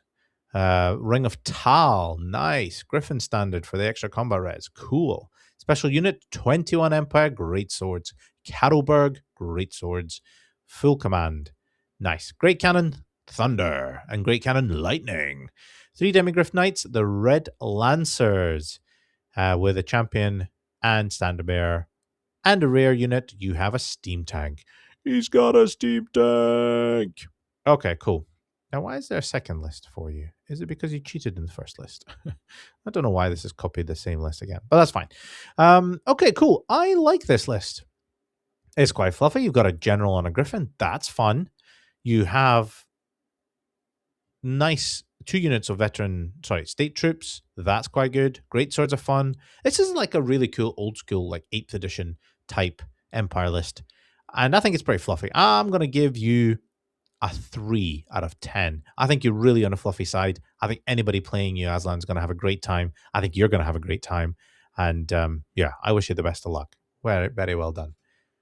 Who's next? Now, we have more Empire. Chris White. I used to know a Chris White. I don't think it's the same Chris White. If the Chris White that I know, if you're listening to this, Chris, which I know you sometimes do, where are you? When are you coming back? Tell me. But this is a different Chris White. This Chris White has brought Captain of the Empire, BSB, Razor Banner, full plate. Cool. Captain of the Empire General, full plate. Squintoffinson, Marvelous Magnifier. We're in the realm of Null, aren't we? Jesus. All right. 2 engineers. Priest of Sigmar, Empire Warhorse, Light Armor, Squintoffinson's Magnifier, Witch Hunter, Magnifier, Suffer Not the Demon. That's the magical attacks, right? Nuln State Troops, 15 of them. Cool. 5 of them missile. 10 of them normal. 8 Outriders with a champion, Blunderbuss. 13 Outriders, champion, Blunderbuss. Great Cannon with Gunlimbers. What are Gunlimbers? I do not know. Gunlimber. What does a Gunlimber do? A Gunlimber? Vanguard. Wait, hold on. 0 to 1 war machines per 1,000 points chosen from the following list may be given the Vanguard in a veteran special rule. Are you bringing a vanguarding great cannon? All right, Chris, you're a real breed of special. That's really cool though. You hide that great cannon behind a hill, and then suddenly you pop it on top of it and go, ha ha ha ha! I will go first and shoot you. Cool, nice. You've also got another 2 plain great cannons and 8 Outriders with a champion, Blunderbuss, steam tank, and a Hellblaster volley gun. Very shooty army. Everything shoots? Well, almost. Maybe the captains don't have a shooting weapon, but the rest of them all come packing. It's not. You've got a unit of 8 Outriders, 13 and 8, 3 great cannons, and a steam tank, and a volley gun, and engineers, and all the tricks. This is nasty, actually, Chris. I think it's quite filthy, actually.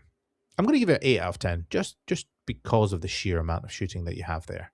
Yeah, very, very nasty. I hope I don't face it. Good luck, Chris. Good luck. All right. Who's next? Jamie Savior. Jamie, what have you brought with you? General, shield general on a griffin. Nice. White cloak, twice blessed armor. Yes. I love the twice blessed armor. It's really, really cool. It gives you the, in fact, you might see it later. It gives you the bound ability to have hammer hand, bound level 2. It's pretty cool. Rhea actually punches quite nicely. Which really helps with your lance attacks here as well. What else have you bought? Witch Hunter, the Demon, Warhorse, yeah, Magnifier, Priest of Sigmar, nice, with a Magnifier and a Warhorse, and a Mage, level 1, Magnifier, Dark Magic. Okay, cool. And to round out the characters, you have 2 Engineers, one with the Blunderbuss Ruby Ring, and one with Trickshot's Wondrous Arquebus. Nice. Solid amount of characters. Still points left over for other stuff. And what have you left? You've got 10 Outriders, Champion Blunderbuss, 10 Outriders, Champion Blunderbuss, 15 State Troops, Great Cannon, 8 Outriders, and 5 Road Wardens. Okay, so this is not as nasty as Chris's list because you have not brought another... Well, you've not brought a steam tank, basically. Your Outriders are, yeah, there and nasty. Overall, really quite solid list. I really like that Griffin, actually. I think it's really cool. I'm going to give you 7 out of 10. I think it can do some damage, actually. In the right matchup, I think that's going to cause people some pain. And I hope it's not me. Good luck, Jimmy. All right, what else we got? So this is, I believe, our Empire Nightly Orders. Matt Cook. Okay, Matt. What have you brought? Chapter Master, Shield, Battle Standard, Barded Warhorse, Full Plate, Lance, Order of the Knights of Moor. Chapter Master with a Demigryph, Twice Blessed Armor. Nice, love that armor. Order of the Knights of Moor. Grandmaster on a Pegasus. He's the General, Full Plate, Dragon Slaying Sword. Amazing. Charm Shield, Ring of Fortune, Paymaster's Coin, Order of the Knights of Moor. Nice. Wizard Lord on a Peg, level 3. Dark Magic, Tome of Midnight. Cool. 10 Empire Knights with a Lance, Champion, Witch Hunter's Ward, Standard Bearer, War Banner, Musician, Drilled, Order of the Knights of Moor, everything Knights of Moor, isn't it?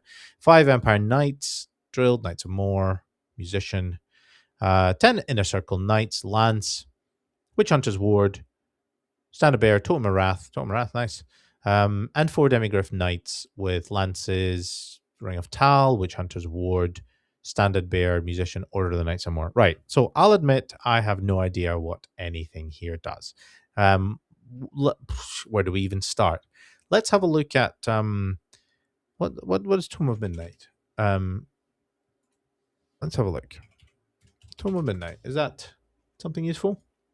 Tome of Midnight, +1 to casting. Okay, cool. Well, you're level 3, so you get +1. That's pretty nice. In addition, they know 1 more spell. Oh, nice. That is normal for their level of wizardry. However, the bear can only cast... Yeah, okay, cool. So +1 spell, +1 to cast that spell. Or spells in general. Nice, I like it. Inner Circle Knights. What did you have there? Totem of Wrath. What's a Witch Hunter's Ward? Witch Hunter's Ward is that magical attacks?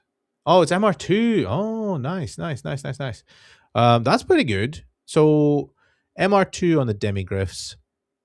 MR2 on the Inner Circle Knights. You got MR2 on anything else? Maybe.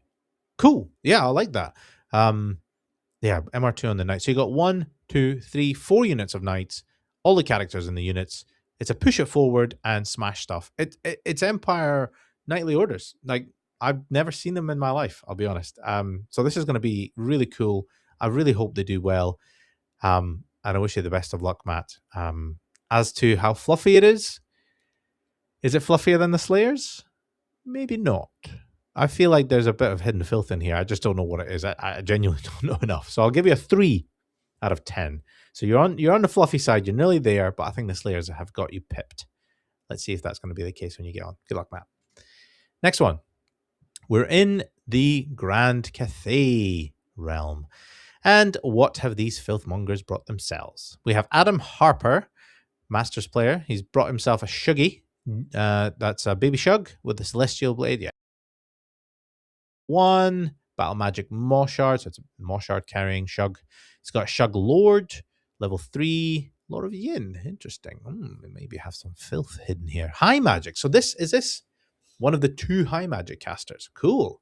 Sword of Reason for the Killing Blow on 5 and an extra spell. So you got 4 spells, high magic, Killing Blow. Nice. I actually quite like this build. I think high magic is not that bad on Lord Shugs.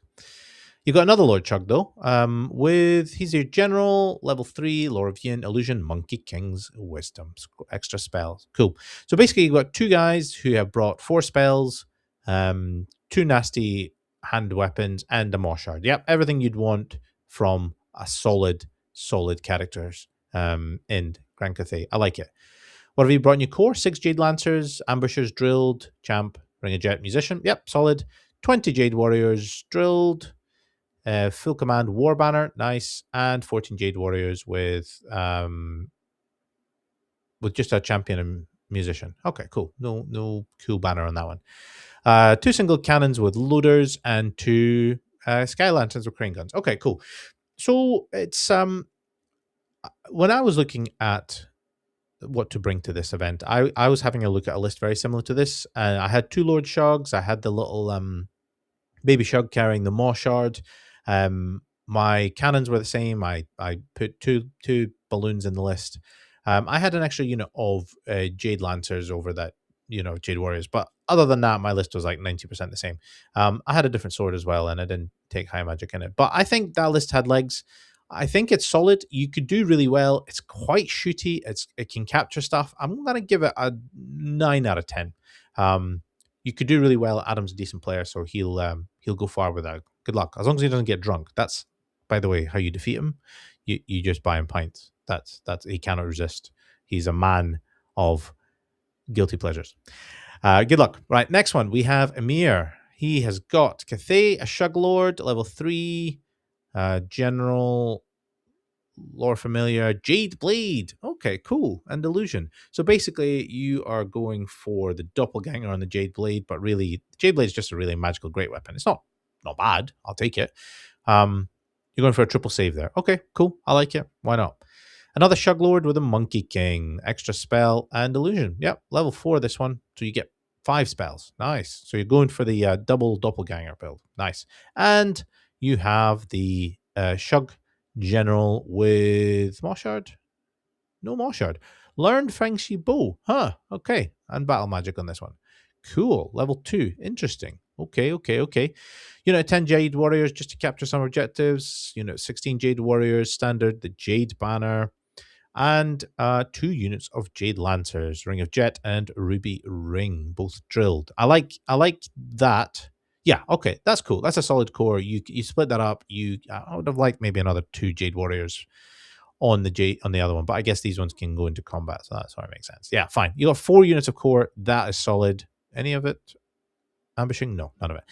2 single cannons with Ogre loaders and a Sky Lantern. Oh, you're taking Sky Lantern bombs on this one. Cool. So that's up close and personal Sky Lantern. Cool. Yeah. Another really solid Cathay build, no Maw Shard. So I'm going to give you an 8.5 on that one, just for the Maw Shard. I think it makes a massive difference. It is defensive though, like it is solid. I'll give you that. You can capture objectives, you can shoot. You've got a balloon. Yeah, that's a solid list, a very solid list. Not quite as scary as Adam's there, but yeah, not bad. I'll give you that. And last but not least, from the Vanilla Cathay, we have Peter. Peter has brought a Gate Master. Ooh, okay. Celestial Blade, a Shug Lord with level 3, Lore of Yin, Illusion, Meteor Hammer. Nice. I really like that. Learn Feng Shi Bo for an extra spell. Guardian Feng Shi Bo. Nice. Okay, that's not too bad. That's the only 2 characters. Cool. 2 Jade Lancers, Ruby Ring of Ruin. 5 Jade Lancers with the Ruby Ring of Ruin on the Champ. 5 Jade Lancers with the Ruby Ring of Ruin on the Ring of Jet on the Champ. 24 Jade Warriors, full command Spirit Lantern. Cool. All right. Okay. So you'll not be teared off the board. Stand a Bear, Monster Hunter Tapestry. Okay, cool. Ooh, 3 cannons and double Sentinel. Ooh. Okay. The 3 cannons is filth. And that is a very solid Shug Lord, although you've not got the Monkey King on that, but it is a very solid Shug Lord. Cathayan Sentinels, actually quite good. They're just expensive. And you've got 2 of them, which I'm very impressed. I think if you're going to run them in pairs, and they can do damage. Now, this is not as scary as the other list because your characters are just not as terrifying. But you can still do capture objectives, you can still shoot at range, and you've got like solid monsters. I would give this a 7 out of 10. It's good. It is really, really good.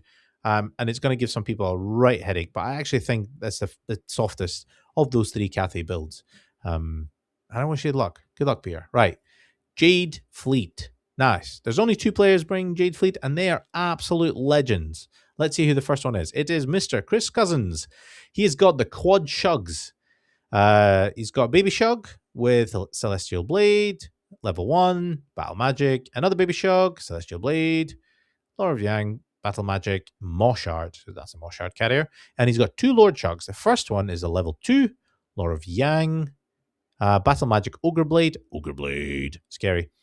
The second one is a level 3 on Illusion, Monkey King's Wisdom, and Squirrel Agent for 4 spells. So basically, you've got one guy who's hoping for a doppelganger on Monkey King, which is scary. And then you've got another guy who doesn't even need it because he's got an Ogre Blade and he has Hammer Hand if he needs to, and other spells. Yeah, the quad shug list is real and it's scary, and this is one of the scarier versions of it. Who we got next? 5 Jade Lancers, Ambushers Drilled, Champion, Ring of Jet Musician, 16 Jade Warriors, Full Command, Jade Banner, 15 Jade Warriors, War Banner, Full Command, 1 Cannon, 2 Sky Lanterns with Crane Guns, and a Priest of Sigmar, which we've not seen so far in a Jade list. That's going to be interesting. I like it, Chris. I know you and I spoke about this, so it's a very, very solid list. I would give it a really, really nice 9.5, maybe 9. I'm going to downgrade you to 9. Why? Because single cannon, I think I would have probably gone for 2. I just feel like 2 cannons is a minimum that you want. But you've got double balloons, you've got cool tricks. It's going to be a nasty list and it's going to catch people off. So good luck, Chris, my man. I hope we don't have to face each other again in this one. Now, the next list is the Champion of Champions, the absolute stonker of a list. It is, in fact, my list. So I have brought Cathay Jade Fleet, and of course, as ever, I have named my units. So the list is called Children of the Kornienko, and we are starting off with Lincoln Bark, which is a baby shug with a Celestial Blade, level 1, a Lord of Yin, high magic, one of the only 2 people with high magic. Yin Yang Clan, which is another baby shug, Celestial Blade, level 1, Lord of Yang, Battle Magic, and Moshard. We have the Monkey Wrench, which, you've guessed it, is in fact a shug lord with the Monkey King's Wisdom. He's a level 3 on Illusion with Lord of Yin. We have Static Xian, which is another Lord Shug with level 2 Illusion Ogre Blade Scrolls of Oajin for an extra spell. So essentially, we've got 2 guys hunting for doppelganger or anything else that they can get. Now, one thing that I quite like on this is the Lore of Yin allows them to get the signature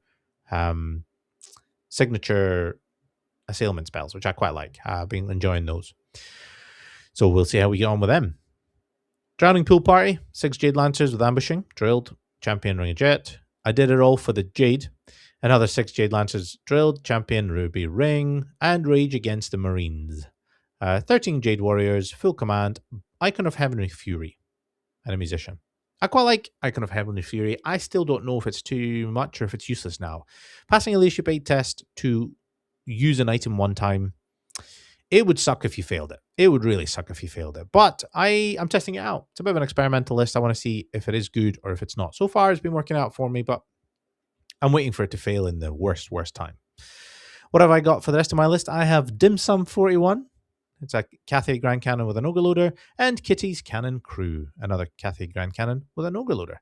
To round out the list, we have Lao Shinoda, Captain of the Empire on a Demigryph, Lance with the Twice Blessed Armor that I mentioned earlier with the Hammer Hand, and Charm Shield.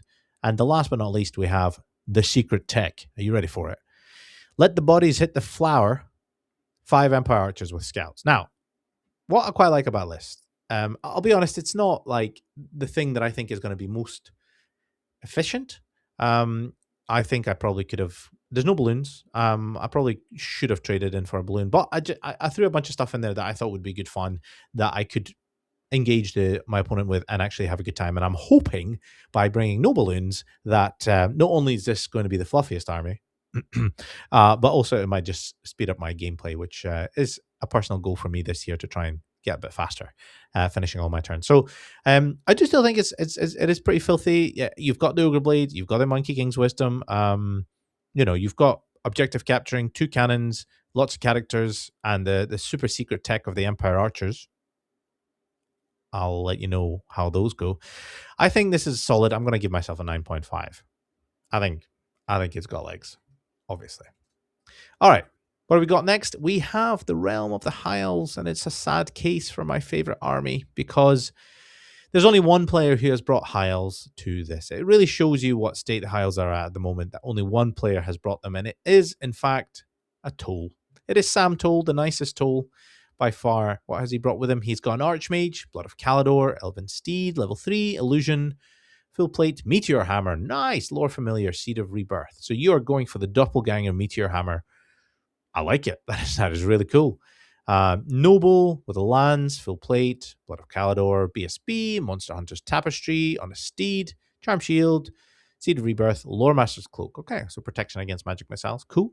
You got your Prince on Star Dragon, Sword of Might, Seed of Rebirth, Talisman of Protection. That's a really solid Prince build. Probably the most efficient Prince build you can get under 500 points. In your core, you have 7 Reavers, Shortbows, Harbinger, Ring of Fury, Musician, Skirmishers, 6 Silver Helms, Champion, Ring of Fury, 6 Silver Helms, Champion, Ring of Fury, and 10 Dragon Princes, Champion, MR2, Standard, Totem of Wrath. Okay, so basically, Archmage and Noble all go in the Dragon Princes. You've got a Dragon Prince bus, Unit 7 Reavers, 6 Silver Helms, 6 Silver Helms. You're not got a lot of ranged potential there. In fact, almost none, because the illusion range spells is terrible. But you've got a really cool core. And actually, I think it's going to be a really fun list to play with and a really fun list to play against and a really good opponent to play against. Sam's a great player. I've played him several times and he does really well. So I actually think he will outperform people's expectations with this list. However, it is still, unfortunately, behind the curve on the meta, I think. What would I score it? I would probably give it a 6.5 out of 10. It's good. I like it. It's fun, but it's not the most filthy list that you can have at an event. But good luck, Sam. I really hope you do well. Bring it home for the High Elves. Okay. We are moving in to the Ogre Kingdom. What have we got here? We have a Tyrant with a great weapon, light armor, on a Stormhorn. Nice. Talisman of Protection, Paymaster's Coin, Armor of Meteoric Iron, and a Death Cheater. Nice. Okay. Bruiser, Battle Standard, Monster Hunter's Tapestry. This guy's on foot. Demon Slaying Scars. No idea what that does. Slaughtermaster with Spell Eating Axe. He's a level 4 on Battle Magic and a Grut Sickle. Cool. They look like a solid amount of ogres. Cool. What's supporting those guys? We have 4 Ogre Bulls, Iron Fists, Light Armor Champion, 8 Iron Guts, great weapons, heavy armor, Lookout Nobbler, Standard Bearer, Veteran, Champion, Cannibal Totem, and a Musician. Cool. 33 Nobblers with Sharp Stuff and a Champion, another 33 Nobblers with Sharp Stuff and a Champion, and a unit of 4 Mournfang Cavalry, great weapons, Champion, Banner of the Swirling Wind for the -1 to hit, and a Musician. Cool. So it's a fighty ogre list. Not a lot of shooting. Only really throwing weapons and battle magic. I don't hate this list. Actually, against undead, this might be all right. And I think there's going to be quite a few zombies for you to chew through. So if you fight those, I think you'll be all right. It's a combat list. It's ogres. I don't know. 5.5. 5.5 out of 10 is what I'm going to go for. You've got things that can capture objectives. You've got scary, big, stompy things. You've got a bit of magic. Yeah, it's got to be all right, right? And everything's got regen for the most part. Good luck, Alex. I hope you do well. All right, so now we enter the realm of the greenskins. And what do we have here? We have quite a few still to go. We're just over the halfway line, so stay with me. So we're starting off with Ewan Ronald. He has brought Black Orc Warboss, great weapon, shield on a wyvern. That's his general. Troll hide, trousers, and talisman of protection. Pretty standard loadout there. Night Goblin, big boss, light armor, shield, cave squig, wallop as one hit wonder. Yep, always fun. Always fun throwing a cave squig with a wallop as wonder there. Night Goblin, odd knob, wizard level 4, Wa magic, and the Idol of Gork. Pretty solid. Orc big boss. Interesting. Great weapon, heavy armor, shield, warboar, glowy green amulet. Ooh, very defensive this. Okay, Orc, Weird Knob level 3, Wa Magic, Wand of Jet. Lots of magic items. I'm always impressed how much magic items the greenskins can field. It's really nasty and really, really fair. And his core, he's got 20 Black Orc Mob with Stubborn, bunch of loadout, 30 Night Goblins with Fanatics, 30 Night Goblins with Fanatics, 9 Orc Boar Boys. Interesting. Biggins, Boss, Standard Bear, Banner of Butchery, a couple of Doom Divers. All right, so it's fairly, actually, as far as greenskins go, it's actually fairly balanced. I would probably give it 6.5 out of 10. That's probably my score for you in there. Yeah, I wish him luck with that one. Next one we have John Marston. John has brought Black Orc Warboss. Now, is this identical? Not quite. Great weapon, Wyvern, Armor of Mork. Interesting. Trollhide trousers, talisman of protection. 3 Night Goblin big bosses. Cool. Night Goblin odd knob level 3. Illusion, Staff of Quietude. Oh, I like that. Ruby Ring of Ruin. Not seen a lot of Staff of Quietude in this. Orc Warboss, heavy armor. Another Wyvern, Sword of Might. Shield of the Warrior, True, and Trollhide trousers. Wow. Okay, so we have double Wyvern. Nice. 6 Black Orc mobs, which I think is just a tax for having a Black Orc Warboss, yep. 30 Night Goblin mobs, Fanatics, 30 Night Goblins, Fanatics, 30 Night Goblins, Fanatics, 30 Night Goblins, Fanatics. Wow. 12 Fanatics. This is filthy. And 3 Night Goblin big bosses, which are probably just going in the Night Goblins, right? Just to give them a leadership boost. I mean, it's nasty. You've got double Wyvern, you've got 5 units that can capture objectives, you've got Doom Divers, you've got range threat, you've got defense. Yeah, this is nasty. Still a lot of goblins, though, at the end of the day. I would still say you're probably looking at 7.5 on a 5th scale. I don't know how you stack up against... 12 Fanatics is nasty. I don't really want to see 12 Fanatics, to be honest.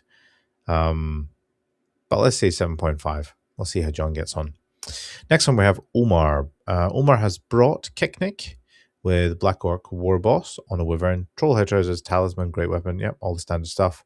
Night Goblin odd knob level 4 illusion with a power scroll.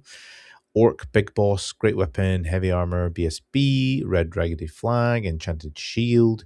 Big chunky unit of 19 Black Orc mobs with all the cool stuff. 6 Goblin Wolf Riders. Interesting. With a standard musician and champion.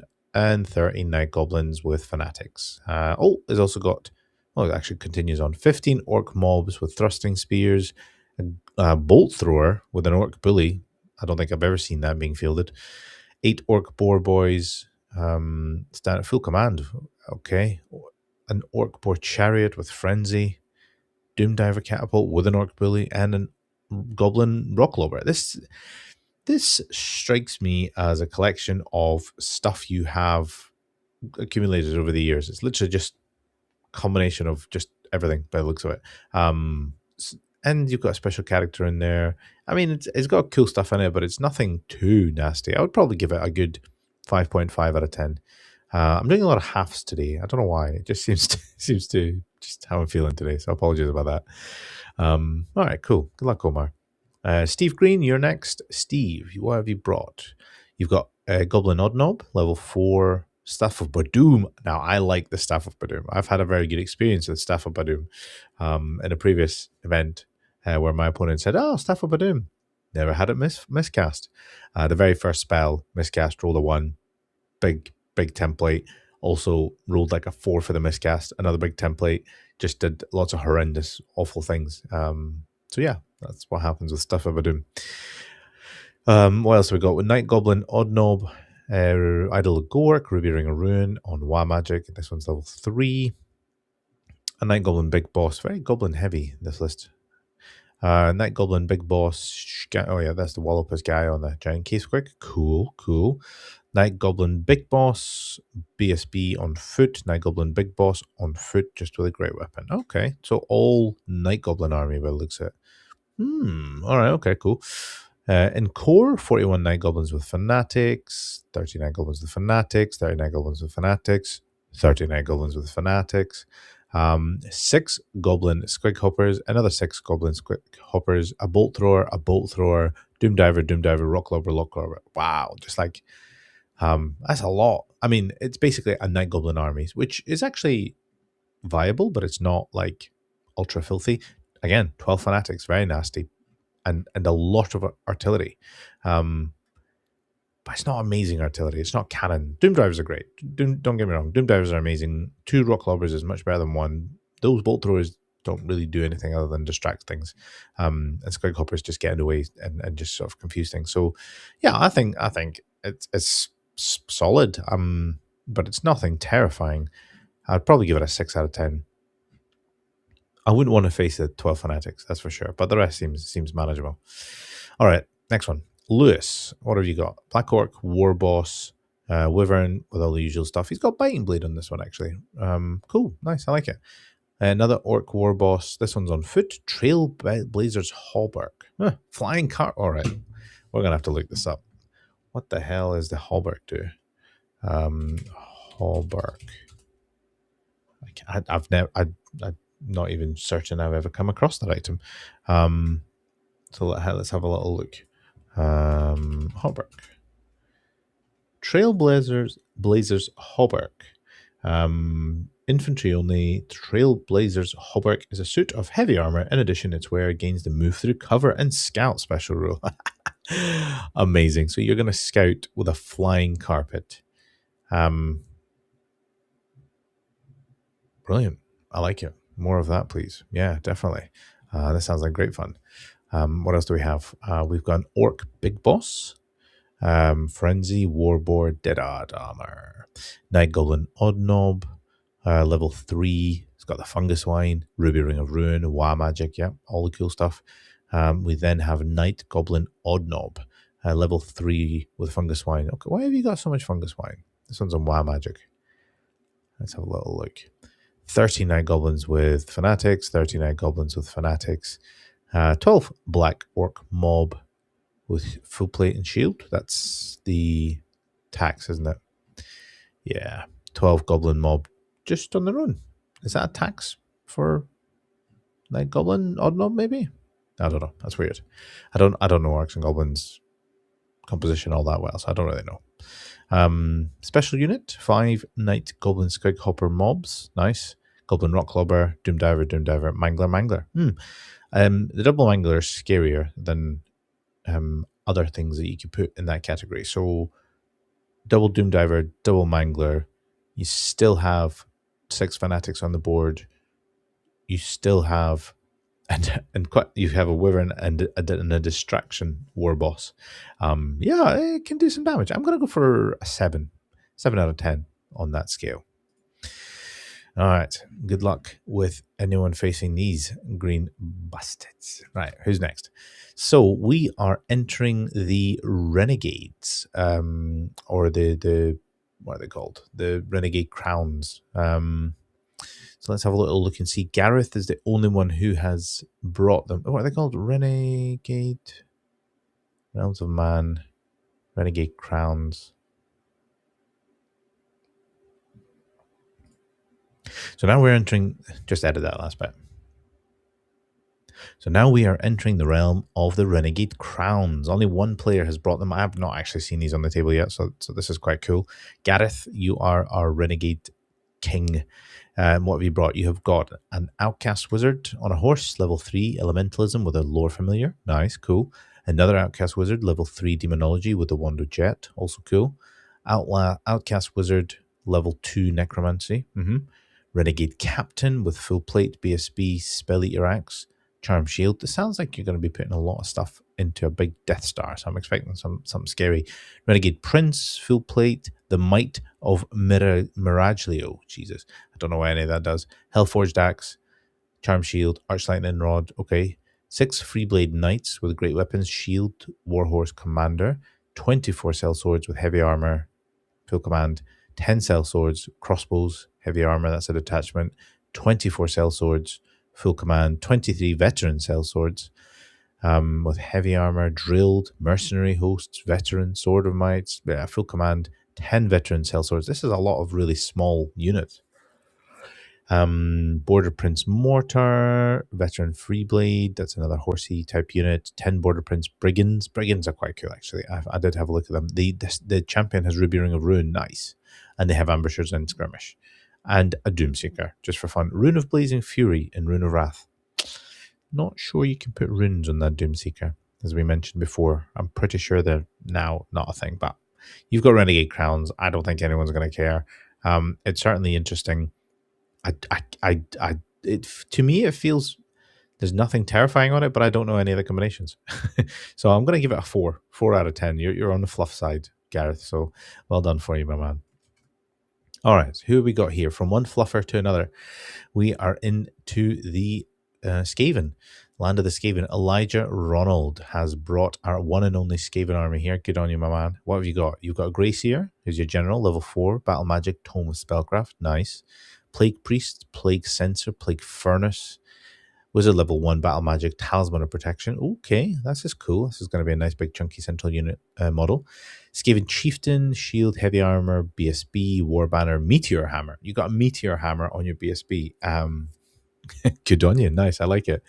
Another Chieftain, Heavy Armor, Weeping Blade, and Skaven Warlord, which has got the Fell Blade. Yes, the blade that will probably kill your Skaven Warlord at some point throughout the whole weekend. I'm looking forward to hearing about that. 22 Clan Rats, full command with a Rattling Gun crew, another unit of 22 Rattling Gun crew, so basically, and another one, so 3 units of them, and a unit of 29 Storm Vermin, Grand Banner Superiority, and a Doom Flare. Very fluffy. Is it the fluffiest list here? All you have is just rats, Rattling Guns, a Doom Flare, some cool items. Is this the fluffiest army in the whole event? I think it might just be. You have a Fell Blade, which will kill you. You have nothing but rats. No big tricksy toys, no nasty Skaven items. I'm going to give this a 1 out of 10. So you're now the fluffiest player at this event. Good on you, Elijah. You're a champion. Okay, so who have we got next? We are now into the Tomb Kings. Not a huge amount of Tomb Kings. This is the vanilla flavored Tomb Kings. Only one person has brought them, and that person is Jake Bucknell. Jake has got High Priest level 4, Elementalism, Tome of Spellcraft, nice. Necrotect, Royal Herald, BSB, Banner of the Desert Winds, great weapon, nice. Tomb King on a Bone Dragon, Meteor Hammer, Meteoric Iron, very meteoric themed, Talisman of Protection, solid. 14 Skelly Archers, 7 Horse Archers, 33 Skeleton Warriors, Standard Bearer, the Phalanx, Tomb Guard, nice, full command, Monster Hunter's Tapestry, and double Necrosphinx. Oof. I thought this was a pretty soft list until I saw the double Necrosphinx. It's not that soft. I mean, you've got lots of core that can score objectives. It's going to be a pain in the arse, but it's not going to raise all that much. You've only got one guy who can actually do it. I think the Monster Mash Tomb King list has probably had its day, so you might struggle in these ones, Jake. It's still undead. It's still quite solid. I'll give it a 6 out of 10. It's going to cause some problems to people, but I think it's going to meet its doom with the amount of Monster Hunter's Tapestry that people have been printing out for this event. Oh, well. Let's see who else we have in the Tomb King field. This next one is, I believe... this is the Mortuary Cult people. So Antonio has brought High Priest, General, level 4, Necromancy, Tome of Spellcraft, Cloak of Dunes, nice. Another High Priest, level 3, Elementalism, Lore Familiar, Arch Lightning Rod, solid. Mortuary Priest, Battle Standard, level 1, Elementalism, Ruby Ring of Ruin for the zap, like it. 7 Skeleton Horse Archers, 30 Skelly Warriors, full command, War Banner, Yep. 30 Skelly Warriors, full command. 6 Ushabti with the bows. Tomb Scorpion, both with ambush. 4 more Ushabti, Casket of Souls, and Necrosphinx. A fairly balanced list for Necro, for Mortuary Cult, really. You've got, again, lots of things that can capture objectives. Going to be a pain in the arse. Things that can reach out your opponent. Yeah, 7 out of 10. Like, it's not bad. It's not bad at all. The other Mortuary Cult list is one of our Scottish lot. Adam Fitzpatrick has brought High Priest, General, Wizard level 3, Elementalism, Cloak of Dunes, cool, very similar to the other one. High Priest level 3, Scroll of Withering, Elementalism, Lore Familiar, and Flying Carpet. Okay, this is quite cool. What is the Scroll of Withering? Let's just have a little look and see. I have not seen that before. Scroll of Withering. It's a hex, casting value 8, range 21. Until your next start of turn subphase, the target enemy suffers a -1 to its strength and initiative characteristics. Cannot make any ward or regen saves. This bound spell may target an enemy unit engaged in combat. Nice, 50 points. This must be one of the new items that they had in the new the Renegade Crown book, or the Tetris book, whatever it's called. Cool, I like it. So you're going to fly around and reduce toughness on stuff and stop people from... okay. You're going to stop people from using their ward save, and you've got tons of Ushabti. Okay, let's continue.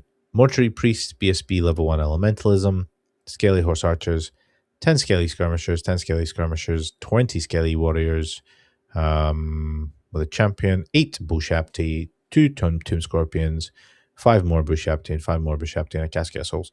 So, because of that Scroll of Withering, this can actually be quite good. If you stop, like, you have a big monster, if you just stop them from using their ward and regen save, suddenly your Bushabti are going to be, you've got 18 Bushabti, that's going to put some hurt into that unit.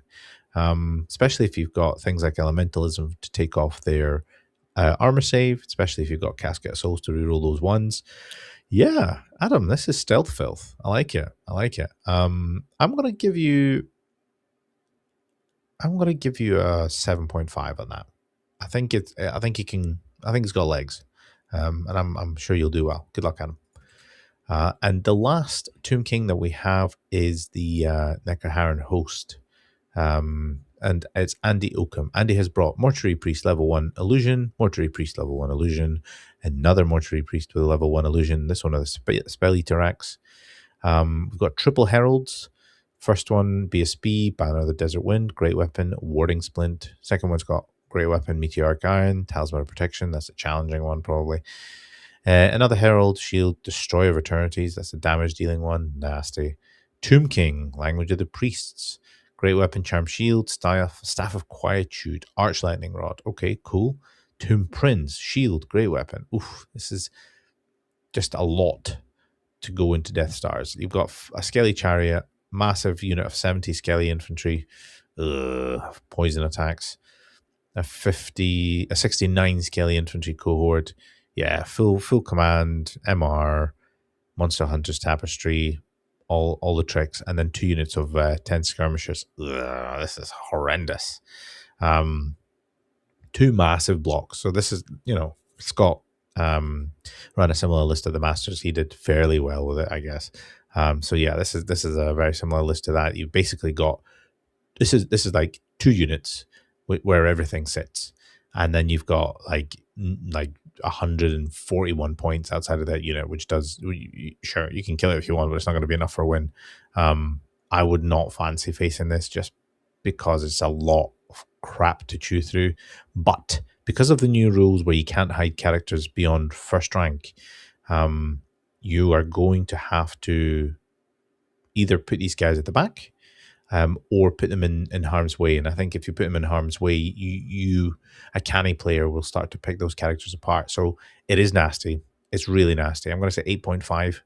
Andy, this is pretty horrendous. I hope we don't face each other, because my God, that's still going to be a lot of skeletons to chew through.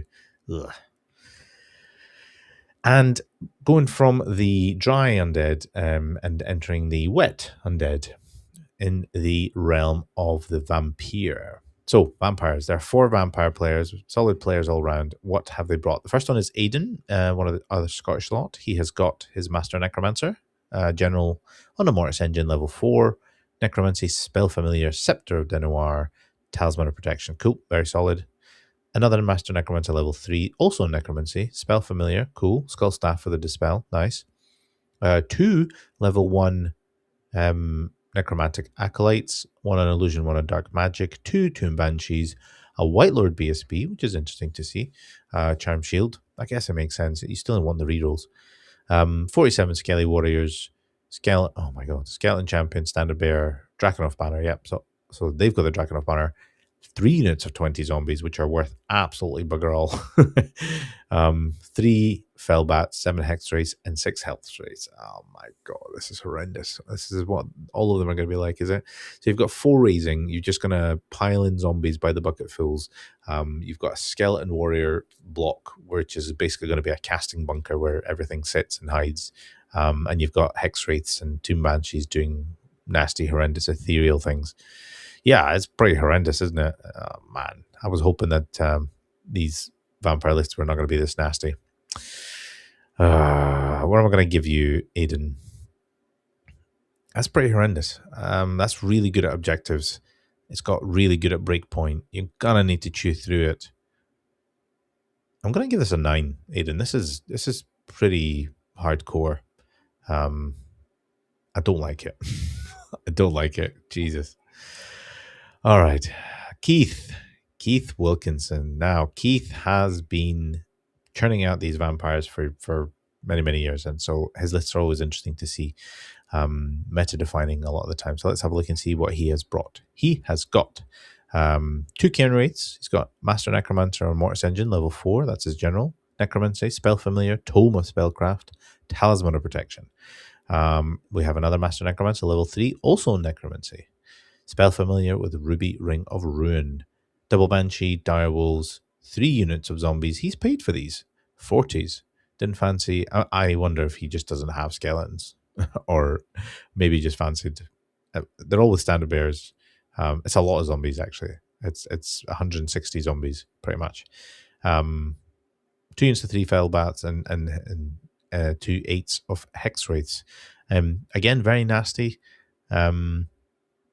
Slightly less scary than Aidan's list, I'll be honest. With the 5 raising technically from Aidan, and the core that's eventually going to get to the same as Keith's there. Keith, I'd probably say 8.5 for yours, because I mean you've got a lot of ethereal, so that'll be a stats check for some people. But then Keith's a great player, so I'm sure you'll do very well with it. But it does feel like that list is lacking a little bit of bite, which is ironic for a vampire. Oh well, good luck, Keith. Jack Ward. Jack has got 3 Cairn Wraiths. Oh god, he's gone all in on the ethereal spam. All right, Master Necromancer level 4, Spell Familiar, Scepter de Noir, Cloak of Mist and Shadows. God, he's really gone all out on ethereal. Another Master Necromancer level 3 on a Mortis Engine, Dark Magic, Lore Familiar, Ruby Ring of Ruin, Talisman of Protection. So this one's... Dark Magic is always scary when you see that on vampires, because they tend to mean they're going to go combat heavy at some point. But what is it going to go combat heavy with? It looks like it'll be zombies. Okay, you got 4 units of 40 zombies, so it's another 160 zombies. Tomb Banshees, Fell Bats, Hex Rates. Again, also scary list. Even more ethereal. Is it scarier than Keith's list? I guess it's got more ethereal, which is nasty, and technically more zombies. But I don't know why you boys are paying 40 for 40 zombies. I feel like you would be better off having slightly fewer and using, maybe getting another unit in dire rolls or something. Yeah, 8.5 probably for Jack as well. That's a scary list. I don't fancy playing that, but I feel like it lacks the actual combat power. You're just going to be bogging your opponent down. And again, only 3 raising. It's not as bad as Aiden's one. Last vampire player we have is Rich Arnold. Rich has a Master Necromancer, level 4 on Necromancy as well. That's the general, Mortis Engine, Spell Familiar, Scepter, Talisman. Level 2 Acolyte, Dark Magic, Power Scroll, Lore Familiar. Now that's an interesting choice. That's a gentleman's choice. He's obviously picking something good from there. Level 1 on Illusion, level 1 on a Nightmare on Illusion. 2 Banshees, a White Lord BSB with a Helm of Commandment, Dire Wolves, 5 of them, 57 Skeleton Warriors with a Champion, Standard Bearer, and Drakenhof, 2 units of 20 Zombies, 8 Blood Knights. That's where the dark magic is going. 8 Blood Knights. Wow. Full Command, Supernatural Horror, MR1, and the Totem of Wrath. And that'll be where that Nightmare Acolyte's going. That list is quite scary. I think that core is quite efficient. You can probably get, you get those zombies raised right up. So I think this is probably also pretty scary. Blood Knights are a funny one because they are scary, especially with you chuck dark magic on them and illusion with glittering robe. They can also not be scary, or there are a lot of points when they die. So it is sort of like feast or famine with those guys. But you've got a solid core. Yeah, I would probably say 9 out of 10 for that. That's a nasty list. It will fail against some people. I think somebody will just pick up those Blood Knights. If they kill that whole Blood Knight unit, then what are you left with? Skeleton Warriors, a couple of units of Chaffee Zombies, a couple of Banshees, nothing too terrifying. So maybe Bretonnians will have you. They just jump right over those Blood Knights and just go for your backlines. So watch out for that. But yeah, nasty. I was hoping the vampires would lose their bite, and they sort of have a little bit. Like, I think Aiden's list here is the scariest, to be honest. But it's just a shit ton of zombies. That's an awful lot of zombies. Hundreds and hundreds and hundreds of zombies. Something for all of us to look forward to. Yay. All right, we're now going to Warriors of Chaos. And the first one we have is Matthew Clayton. Hey, Matt. All right, what have you brought with you? You have got your Chaos Lord, Marcus Zinj. This boy is on a Chaos Dragon, of course. Favor of the Gods, of course. Flail. Nice, I like a flail. That's cool. Exalted Champion, also on a Chaos Dragon, Meteoric Iron. He's got Crown of Everlasting Conquest. Nice, great weapon, all good. Double Favor of the Gods, Marcus Zinj. Nice, I like it. So far, so good. Very solid. 7 Marauder Horse. These guys have got flails. They are Cult of the Carrion Crow, which I think is pretty much all Marauder Horsemen. That's all I ever see on them. Unnatural Fortitude, also all I ever see on them. Champion and Musician, and they're ambushing as well. Cool. 7 Chaos Knights, Undivided, Brazen Collar for MR2, Musician, Dark Hearts. Okay, cool. Yeah. Chaos Knights, they're cool. 7 Marauders, the same as the previous ones. Yep, identical actually. A cheeky little Shartak champion. A cheeky little Shartak with a Becoming Orb. Huh, cool, I like that. And a Shaggoth with Slugskin and Chalice of the Dark Rain. It's quite a nice combat Shaggoth actually. And Chalice of the Dark Rain will hopefully mean not too many War Machines get through. So it's big, 3 big guys, 2 dragons and a Shaggoth. You've got a couple little utility pieces and 3 capturing units. I mean, it's not bad. It's not bad. I like it. You could do, you could make this work. As to how scary it is, I'd probably say a 7.5. It just depends. There seems to be an awful lot of anti-stompy type weapons in this, anti-stompy banners here, there, and everywhere, and I fear this list might fall foul of that. But if you don't have it, then this list will smash stuff. So yeah, good luck, Matt. Next one, Kieran Haynes. Kieran has brought Demon Prince. Nice. Fly, Mark of Nurgle, extra arm. He's the general too. Wow. Level 4. Wow, he's got all the upgrades. Demonology, Ogre Blade. Jesus Christ, 500 points, this guy. Armor, Meteoric Iron, and a Favor of the Gods. Nice. This is quite a cool Demon Prince build, actually. It's all the toys. All the toys. Yeah. Combat Demon Prince. I like it. We have an Exalted Champion, Great Weapon, Mark of Chaos, Undivided, Chaos Dragon, Double Favor, Brazen Collar for the MR2, Crown of Everlasting Conquest. Nice. This is a pretty solid build for a Chaos Dragon champion. We have 21 Chaos Marauders, Shield, Cult of the Carrion, Crow, Unnatural Fortitude, Full Command. These are the foot guys. Nice. 8 Marauder Horse, Flail, Ambushing, Skirmishers, Cult, Fortitude, Champion. Times 2. Cool. A little Shartak with a blackened plate. Really nice. It's basically like a miniature hero. I like that. Dragon Ogre Shartak build.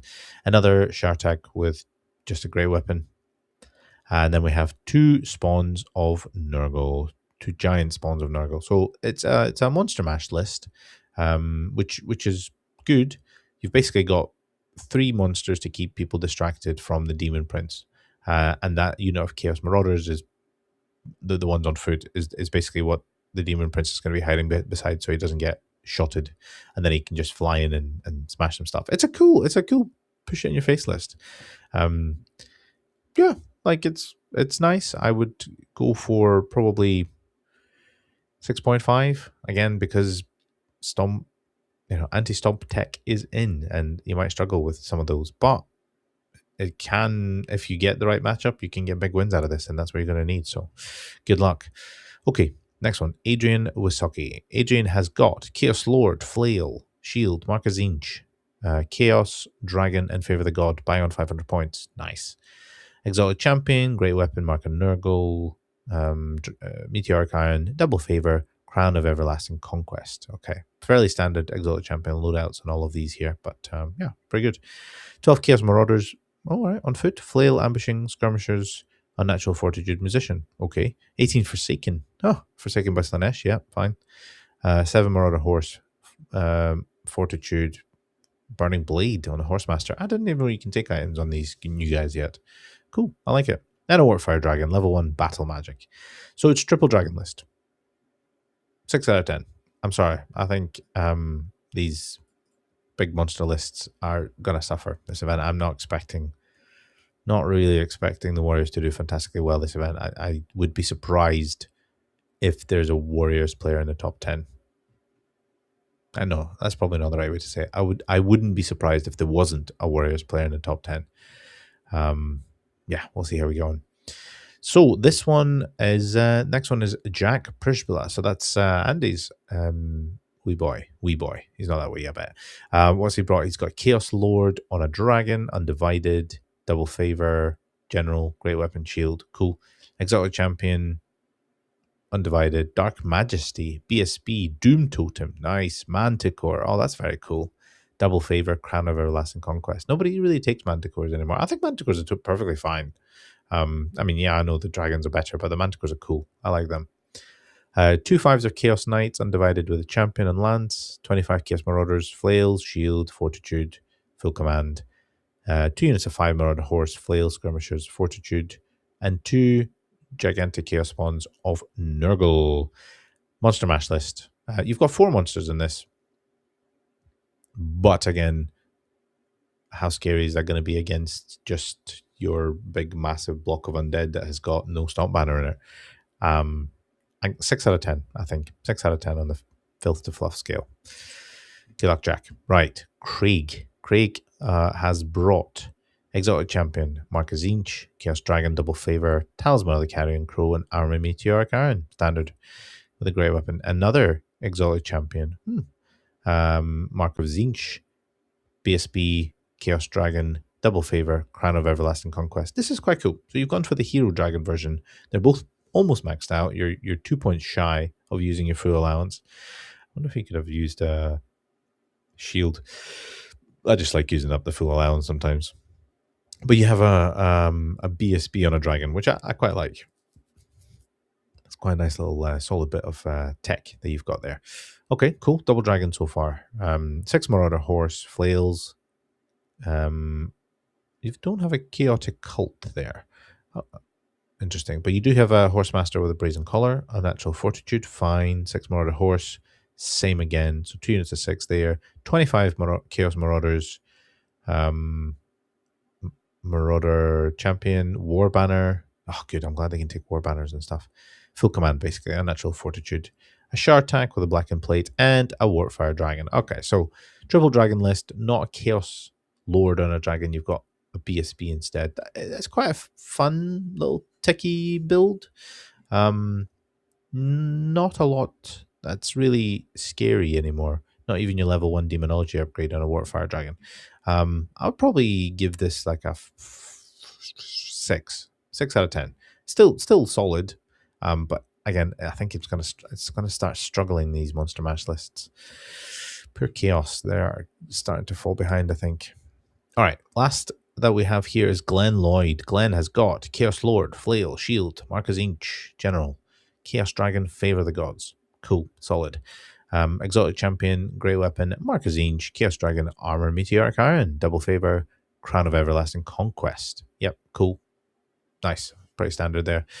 7 Chaos Knights, lands, undivided, full command, not quite, don't have a standard. Champ Shield, Brazen Collar for the MR, 7 Marauder Horse, Carrion Crow, Unnatural Fortitude, Champion Musician times 2, and a Shartag with a Great Weapon, and a Dragon Ogre Shaggoth with a Chalice, and Gigantic Spawn of Chaos, which looks to be unmarked. £145, that sounds about right. I would have definitely put something on that spawn. In fact, I'm pretty sure you have to put something on that spawn. Maybe I'm wrong. So it's a triple monster list with some Marauders and a Shartag. Quadruple monster if you include the Shaggoth, which actually, yeah, that is quite cool. It's on the fluffy side. I would probably say like 5.5. I mean, you still got lots and lots of monster dragony type people. That's going to hurt. However, it's not really the current meta anymore. In fact, all of these Chaos Warriors lists have three or four monsters in them, and I don't know how well they're going to do. I think if you get a good pairing, great, you can smash and get big points. That's fantastic. If you don't, I think you're going to struggle. Yeah, I don't know how they're going to get on. But we're not quite done with the Warriors of Chaos. We have got Papa Toll, Steve Toll. What has he brought in? The Drinking and Charging list. Chaos Lord, Mark of Undivided, Extra Arm, General, Chosen Chaos Chariot. Nice. Mark of Chaos Undivided on the Chariot, I guess. Ogre Blade, Favor of the Gods, Brazen Collar. Nice. So you've got a Chariot Lord with tons of attacks. Cool. I like that. Exalted Sorcerer, Undivided, Chaos Chariot, Wizard Level 1 Demonology with a Puppet. Very cool. Exalted Sorcerer, Undivided, Level 1 Demonology, Staff of Quietude, and a Favor. Cool. Nice. So you got triple Chariot dudes there. Actually, that is quite fluffy. I like that. You've got another Chaos Chariot. This is Heralds of Darkness list, by the way, clearly. Undivided Chaos Chariot. You've got 5 Chaos Knights, Undivided, Full Command, War Banner, Brazen Collar, 6 Marauder Horsemen, Flails, Ambush, Skirmishers, Fortitude, 6 Marauder Horse with exactly the same, 6 Marauder Horse with Flail and Fortitude, 5 Marauder Horse with Flail and Fortitude, and then 3 more Chaos Chariots, 2 of which are just Undivided, and 1 which is a Chosen Undivided.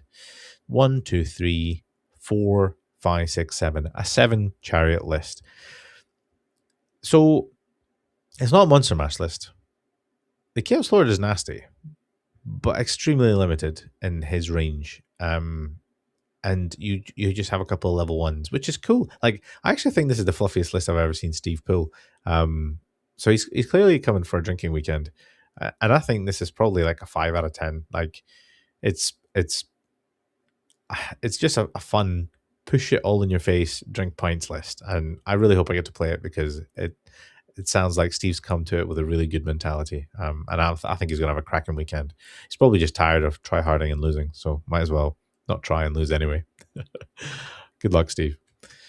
Okay, so we are now in the Wood Elf realm. It's sad to me that we have more Wood Elf players than we have High Elf players. That really shows you the state of the game at the moment. But let's see what they have brought. Fraser Lowry, what have you got? Glade Lord on a Forest Dragon, Talisman of Protection, Meteoric Iron, Luminescence, Netlings, and Aspect of the Cat. All nasty stuff. With a great weapon. Yep, solid. Spellweaver with the Oaken Stave. And the Power Scroll, Ruby Ring of Ruin on Battle Magic level 4 on a Steed. Glade Captain. This one has Swift Shiver Shards, Great Stag, Charm Shield, Biting Blade, Aspect of the Bear. Nice, so he's going to be hunting out characters. 12 Glade Guard, Arcane Bodkins, champion. 12 Deepwood Scouts, Arcane Bodkins, champion. 12 Deepwood Scouts, Arcane Bodkins, champion. Glade Riders, Truefly Arrows, champion musician. Wild Riders with a champion. Shields, and a treeman and a grey eagle. Fucking grey eagles, filth. But no, it's not. So you've got a dragon, you've got a treeman, you've got some wild riders, and a bunch of subpar core. Still better than high elves, but still, they're not amazing. 1, 2, 3, 4. You've got four shooting units here, which I guess overall is not too bad. I would give this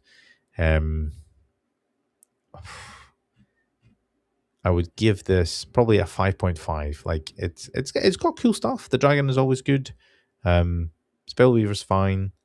Solid bit of defense. Glade Captain's okay.